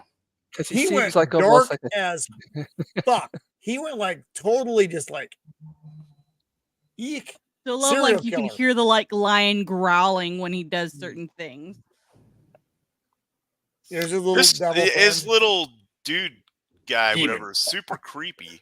That's right? Creepy. You don't even know why he's there. He doesn't really start. He drags the body off. He reminds me of the things from like the movie Ghost that would come out of the shadows and grab the souls and drag them. Yeah, and they were making that sound. They were like. He almost reminds me of like I'm reading the Wheel of Time books right now, and he's like a Murdral or something like that. Sorry. Something... Well, those little guys from that movie Phantasm from the '80s that had the bike thing. Oh, those little monkey guys. Yeah. They sucked. I hated those guys. I love that movie. Phantasm 1 and 2 are good. Yep. Don't watch anything past that, please. Yeah. What so I like he takes about a bite out of the heart, and he's like, "Oh." Something happens to him here, though, where he seems like he's almost desperate to get them to come with him, and he seems he does. I think it's because he made a deal. Yeah. Or he thinks he made a deal anyway, because he gave them something. Right. And now he wants something in return. And he's like, they didn't necessarily agree to anything. They just listened to him. But he's like, I want you two to come home with me too. Yeah. Well, I love that line Because that he gets wants. Oh, that go, line go, that go, go. he gets in there is I love you more than Jesus does, which contradicts, of course, what he said earlier, where God Oh, is love and I it's don't love so you. Yeah. And creepy. it's so perfect and good This for is the it right here. character. Yeah. Yes. And it's sped up and whispered, and I looked, I don't think it matches his Ugh. mouth movements. So it's like the subtext of what he's really trying to say, trying to get into their head, and it works so good. Yeah. It's creepy. It is. It's creepy as fuck. This when Viggo Mortensen does this, he because it's interesting because it's almost like a completely different character of Yeah. the Yeah, Lucifer it's we completely already different. saw. Yeah. It's like This switches is immediately. creepy, desperate, fuck all Lucifer. This And is I wouldn't his say true desperate. form. I wouldn't say he is desperate, but just desperate. He wants but- their souls. Yeah. right. And but Their he souls. wants them to come. But he wants them to come But willingly. they have to agree. Right, and that's Right. the whole point, and that's why Tell he me you starts want me to take you home. right because again he's trying to put into their head that we made a deal, which they never did. They But didn't. this is his form of lies and the manipulation. It almost felt like he was about ready to cry when he was talking to them about it, though. You almost feel like there's so much He's also emotion wearing within there. contacts here, which is interesting. His Yeah. eyes Right. are a different color. They're almost like an orange. And And he's like, based we made a basi- deal, Catherine. You owe me. oh me, right. And basically at the end, when he leaves, it's basically like you will join me. Maybe Yeah, not one day. today. Yeah. But one day. You owe me. And then Thomas calls him back. He's like, Catherine, stop. And he looks at Thomas, and Thomas is like, and Luke, he's trying to do his thing. And Thomas actually turns the tables on what he told him earlier. He's like, I have my soul and I have my faith. What do you have? Angel. And he does a really nice delivery with those lines. Yeah. What do you have? Angel. I mean, it's a And great Lucifer. one-liner right And before I- he puts and I love- Lucifer and I into the love- garbage truck. Lucifer. I love Lucifer's response. So he's like, keep the lights on, Thomas. Which is just fucking so good. Viggo is just brilliant in this. Yep. One of my biggest complaints about the movie is immediately after that happens. Everything else that happens. No, it's just so It's the whole fucking thing. That's not Viggo Mortensen, by the way. That looks like Christopher Walken. right. I think they may then have had that in mind for another thing, and then they used it, but that Mm. doesn't look like Viggo Mortensen. No. And then he breaks into the thing, and that's fine. That's good. And that, quite honestly, is about where it should have ended. They Yes. carry on for a Yeah, minute. the rest of the There's some the rest of this is not unnecessary necessary. kissing, which I don't like. And then they're out in the top of the mesa, and this carries on too long. And there's a narrative over this, which I found. My son and I watched this last night. And I'm like, the without the narrative, if you just had a visual of them doing this, and then the been shaman fine. releasing the sand would have been fine. But even this the entire scene is unnecessary. it is. And that's basically it. It talks about, how man's faith in your, believing in everything, but you believing in at least your little bit of it is maybe what makes the soul, and that what makes us human. I didn't see a point to that. I thought it was kind of bad dialogue, and then it ends on this beautiful sunset. That's fine. Right. So yeah. But that that's scene it. with the Overall, birds, by the way, with the scattering to the birds, that was the Yes. big image for this whole movie back then when they were advertising it. The short, like of Mm. the angel bursting into the Yeah. bird. Yeah. I remember that. I as a general statement, I love the movie. There are That was very good. these parts that I can pick apart, which are fine, like the hairpiece, and just some of the inconsistencies, which are mildly irritating. But overall, and Matt, you pointed out a lot of things which don't become inconsistencies, but you have to watch 2 other fucking movies to realize that they're not inconsistencies. That's Well, I would have liked. I mean, this is one thing. I mean, I don't want to see anything remade in the modern era ever, like ever. You know, I agree. But if they were to remake this trilogy from the beginning and change up the first film to make it, take so you know it's a trilogy going into it, so they don't have to like there was some stuff they put in here to make it a complete film, which in a normal trilogy would just left open to the next movie. You know, they walk too far.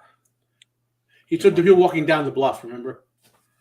Oh, yes. Yeah, I felt like the movie had some amazing performances by Christopher Walken and Viggo Mortensen and a lot of the supporting cast. Yeah, totally, dude. The two main characters just, I don't know, that's the only thing that really... The dude who plays Daggett. You're right. It's funny. They were almost like phoned in performances. They were phoned in, yeah. It's like they didn't feel like, what am I doing in this movie? Why am I bothering with this? They felt like everybody else really fucking committed to the fucking project. What was it? Elias and like yeah, go ahead. Sorry. Yeah, Elias and Virginia really got overshadowed in this film by Stoltz. They're the weakest part of the fucking movie. Viggo. Even the kid. Yeah. Even the kid, the weird kid with the big fucking teeth, she did a pretty good job. She did better than they did. Yep. Elias has a couple good moments. And I can't take that away from him. Like I said, the scene with the devil when he's all fucking sloped over him, he does a beautiful job at that.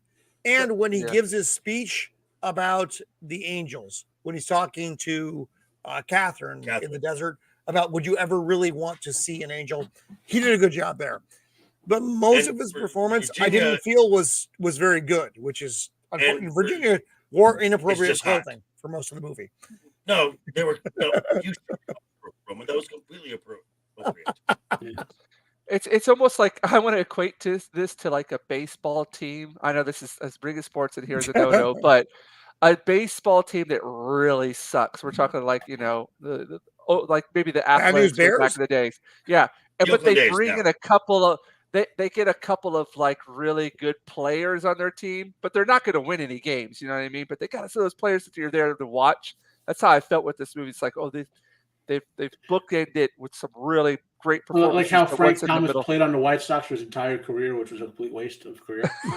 You can say that about Mike Trout as well.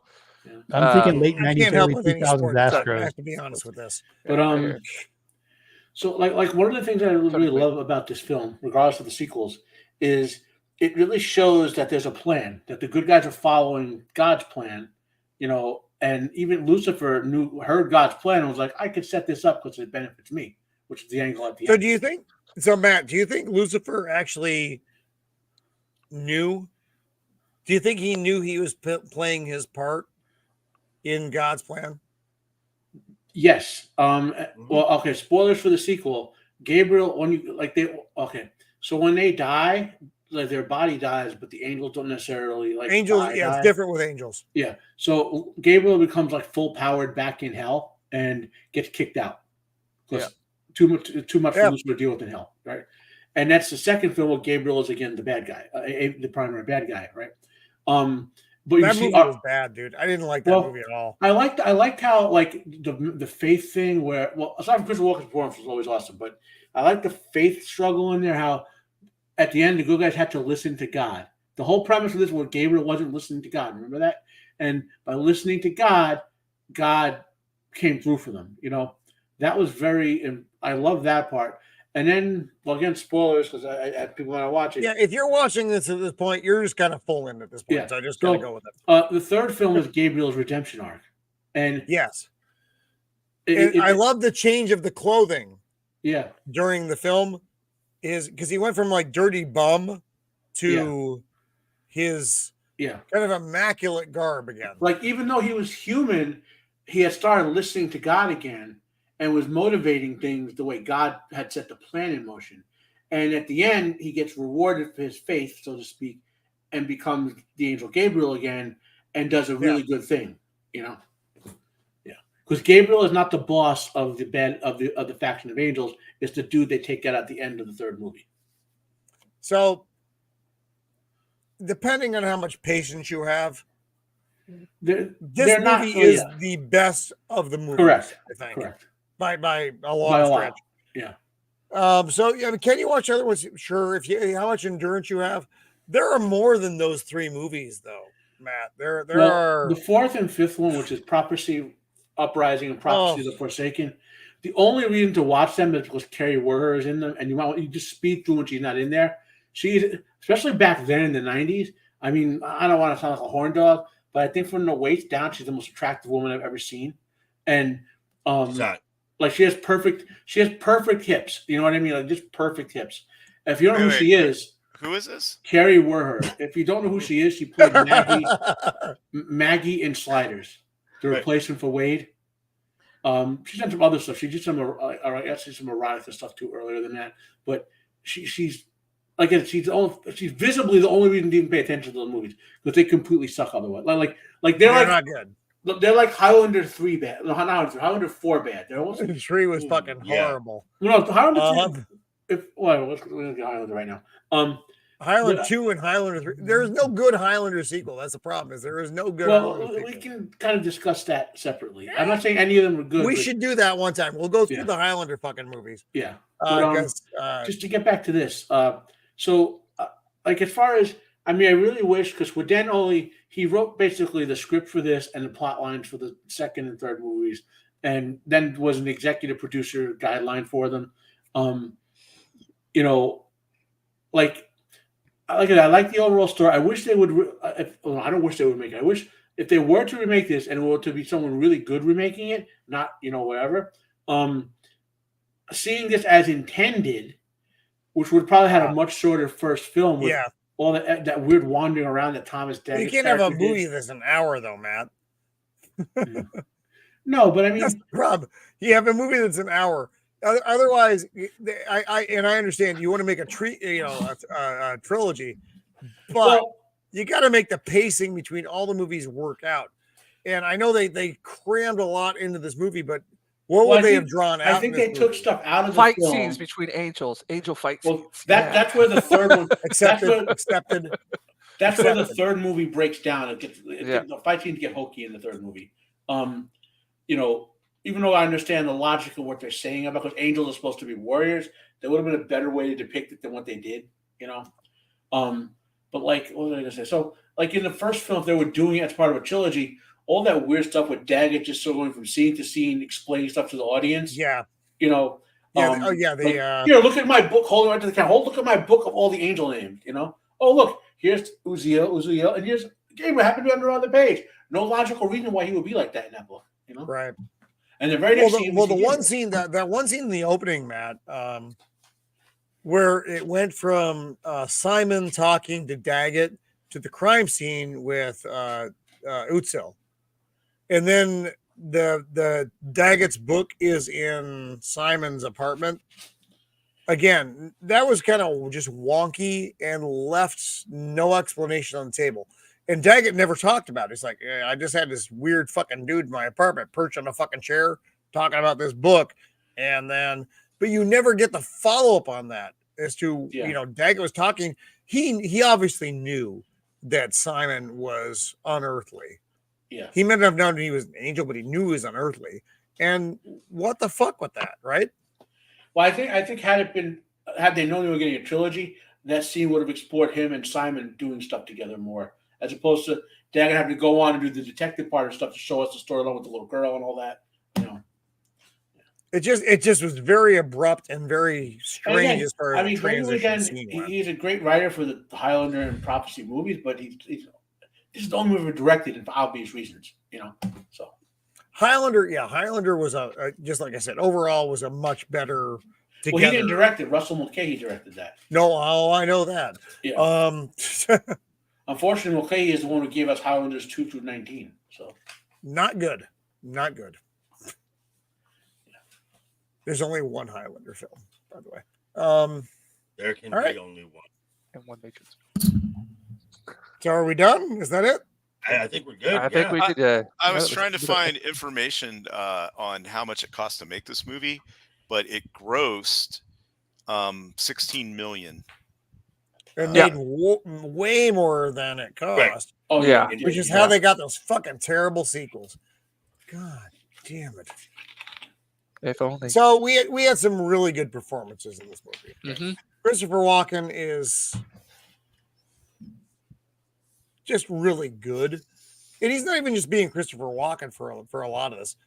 He has when he's talking about I will not be replaced by a talking monkey, and his interaction with Jerry and Rachel, we've all those are like highlights in this fucking movie for us. And Viggo Mortensen. Mhm. Those are definitely the standout performances. Everybody else was interesting, like biblical, like we're talking the timeline of this. Remember, so they had the book that Uziel had, the Bible from the 2nd century, right? Yep. So the timing is basically like after Jesus came is when the angel faction got ticked off, right? right. The first mention of Gabriel is in the New Testament, even though various Christian sects will attribute Old Testament acts to him, that he's not named there. He's first named in the New Testament. And he's the one who lets Mary know that she is carrying. Well, he's the one who, first, not just Mary, Mary's sister or sister-in-law. Oh, Elizabeth. Yeah, John the prophet. So the Holy Spirit, or whatever you want to say, she got pregnant with John the prophet. So Gabriel came and told them about that, and then Mary, and so it would make. Now think of how it will like this movie, like so Gabriel is he's an asshole like he's in this film, and he's like hanging out in heaven, maybe rolling dice or whatever, and God goes, "Hey Gabriel, go tell this. I just put a piece of me down here. I got to put a piece of me down here. What do you mean, God? What are you talking about? Just go tell this chick she's gonna have a baby who's a prophet, and go tell her sister-in-law that she's gonna give birth to me." And he's like, "What the fuck?" But wait, this pledge has a bunch of monkeys on it. What are we talking about here? They're not monkeys, Gabriel. What do you mean they're not monkeys? They look just like the other monkeys. They just don't have tails. Only difference. I could kind of imagine that conversation with this version of Gabriel and God that's going on. And Father's like, okay, fine, I'll do whatever you want. And he goes down there and does it, and then the angels get ticked off, and the angel who sets it all in motion, who's Peruvial, he's like, "Gabe, you let him put the monkeys over on us. You just let him put the monkeys over." He's like, that's all straight off. Like I can see. It's too bad the series wasn't done better. Yeah, because this movie was done very well with, some nitpick stuff, but overall it was really good. The problem is that the follow-ups are not very good. See, it's hard to appreciate all the rest of the story because the movies are so I think horrible. what the sequels needed was some mutagenic mercury contamination. I think you're right. And then you add some bears and mutant bears from a paper mill logging would have saved the sequels. Yes. Well, so there you go. Watch the Prophecy. Don't watch the sequels unless you have a very durable temperament.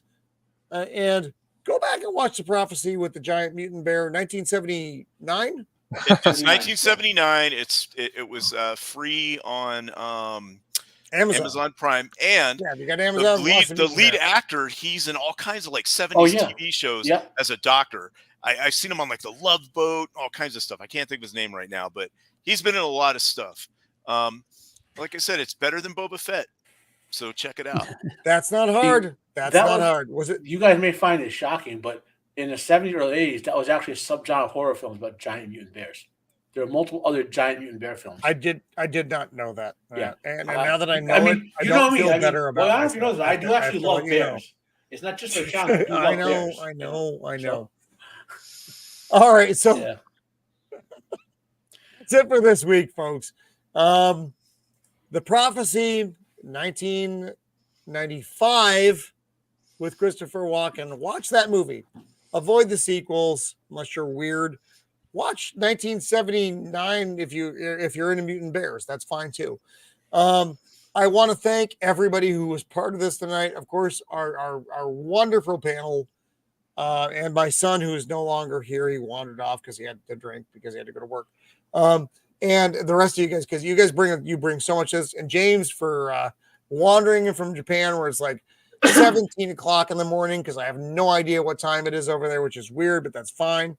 Appreciate you being here. In these movies, they would have been anime fighting with swords, killing giant bears. And to the chat, you guys hung in there.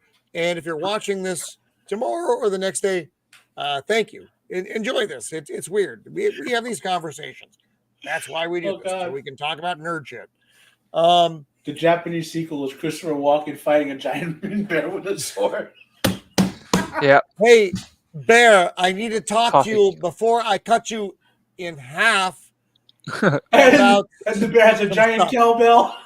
The bear has a cowbell. That he's actually makes the whole thing worth it. teasing Christopher Walken with it. So let's go around Take my wallet. the bend here and talk about what we have coming up this week. Shieldwall. All right. What do you have coming up, buddy? On Tuesday, I'm going to be on with Jacob Ironside, and we're going to be doing The Mummy, the OG Yes, Mummy. I love that movie so much. Am I on that one too, Shieldwall? I think. If you asked, I think, yeah.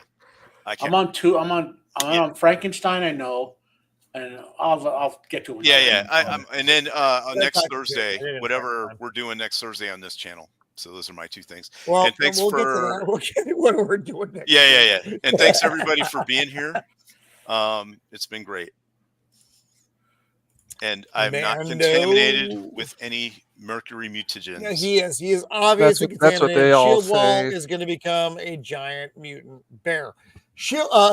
Mando, what do you have coming up? I will be doing my literary souls to Saturday morning, and then be doing Dungeons and Dragons. Oh, nice. On Monday we are doing pirate themed Dungeons and Dragons, and somehow I became the captain of the ship. I still don't know how that happened. Dungeons and Dragons. Dear God, I don't even. I know. It's 2023. You got it because you're a woman.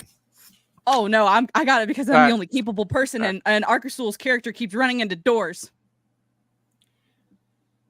What the fuck's wrong with Ark? Has he been drinking? It's really early in the morning when you guys are doing these things.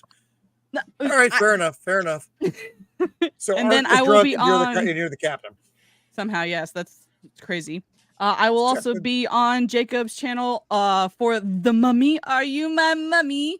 And I honestly have no idea what's going on after that. So right on. Weird but accepted.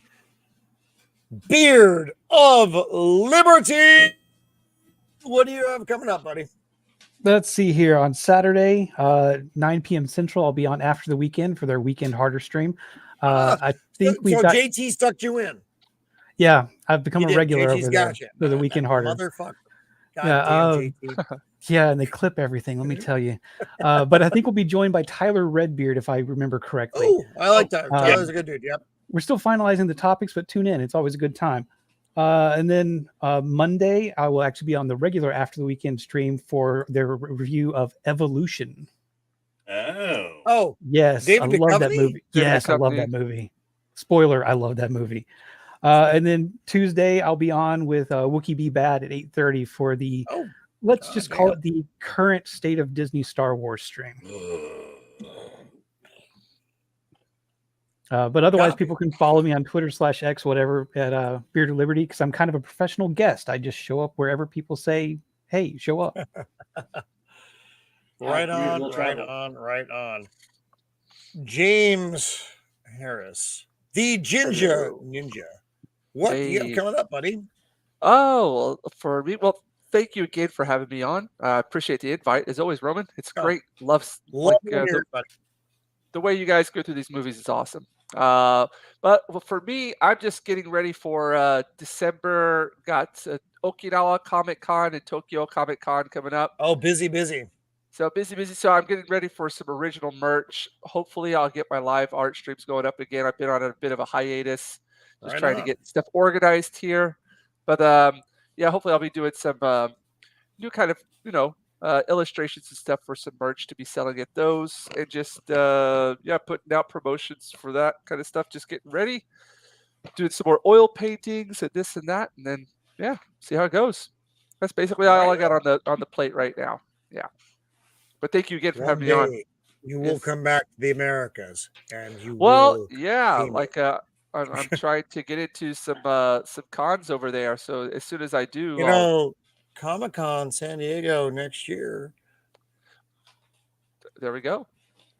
Put me down Vegas. I'm for it. looking at you, James. I'm looking directly at you. The Vegas nerdrotic geeks and gamers meet up. Yeah, that could be a very big. Yeah, I'm going to be there. I am there next April because I know they're doing them April now, so I will be. Yeah. So you must come back.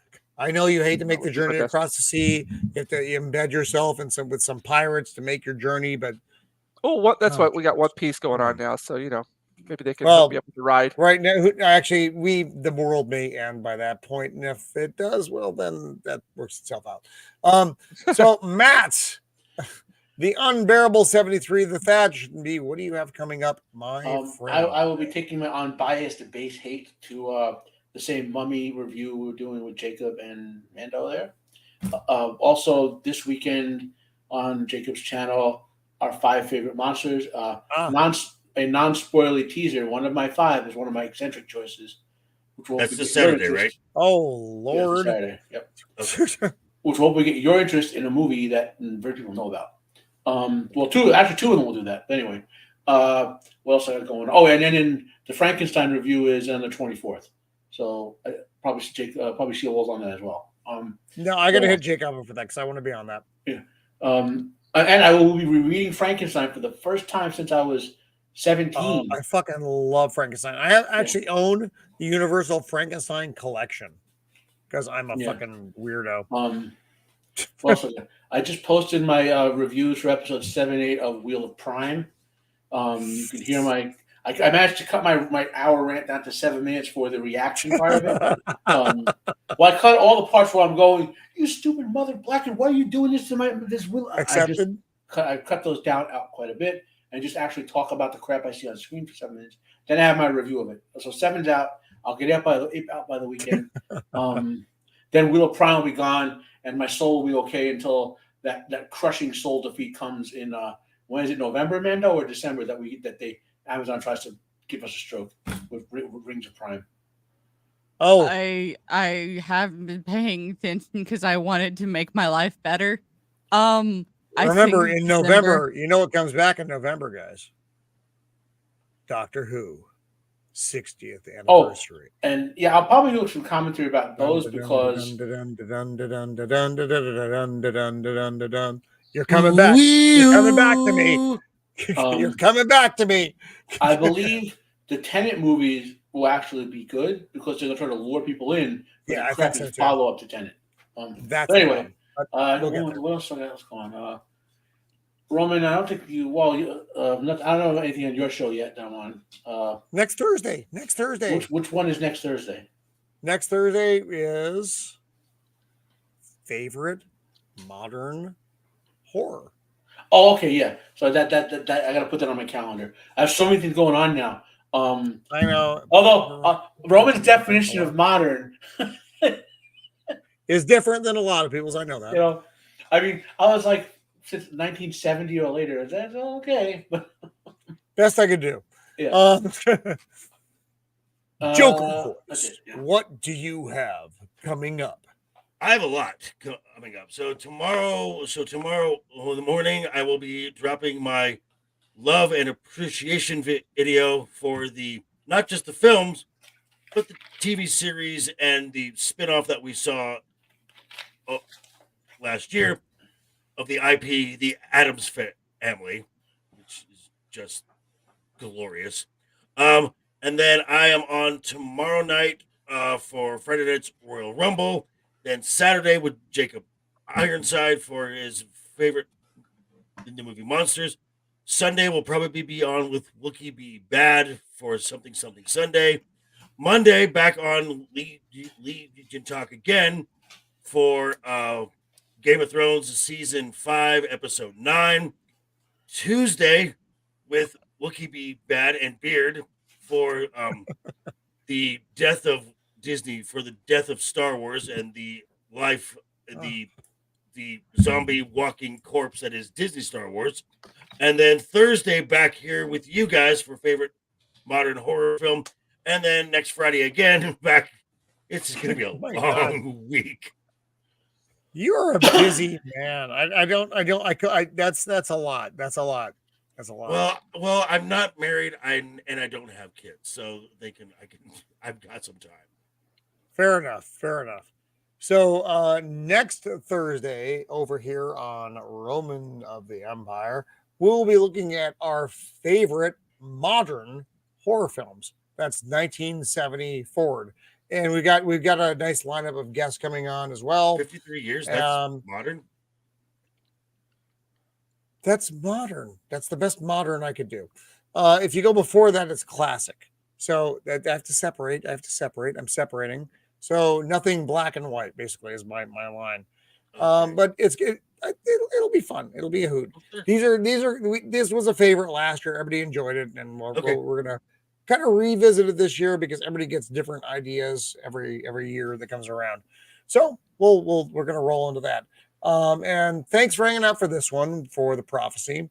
Like I said, this wasn't a movie that a lot of people knew. So that's one of the things. It was in the theaters. No one saw it. It became a cult classic. And then people like us watched it and like, wow, that's a good movie. Matt? How do we go a whole video without mentioning the third most awesome thing Christopher Walken ever did? Fat Boy Slim, Weapon of Choice. Go watch that music video. Fat Boy Slim. Weapon of Choice. Go watch that music video, people. He dances in it. And then after that, go watch the new Taylor Swift video. Don't do that. Never watch Taylor Swift anywhere ever on your interweb. So, well, you can watch it with the sound down. Sweet mother of God.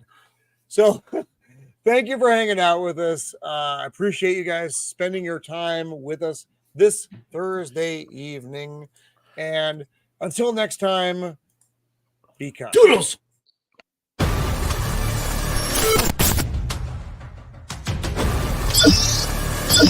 You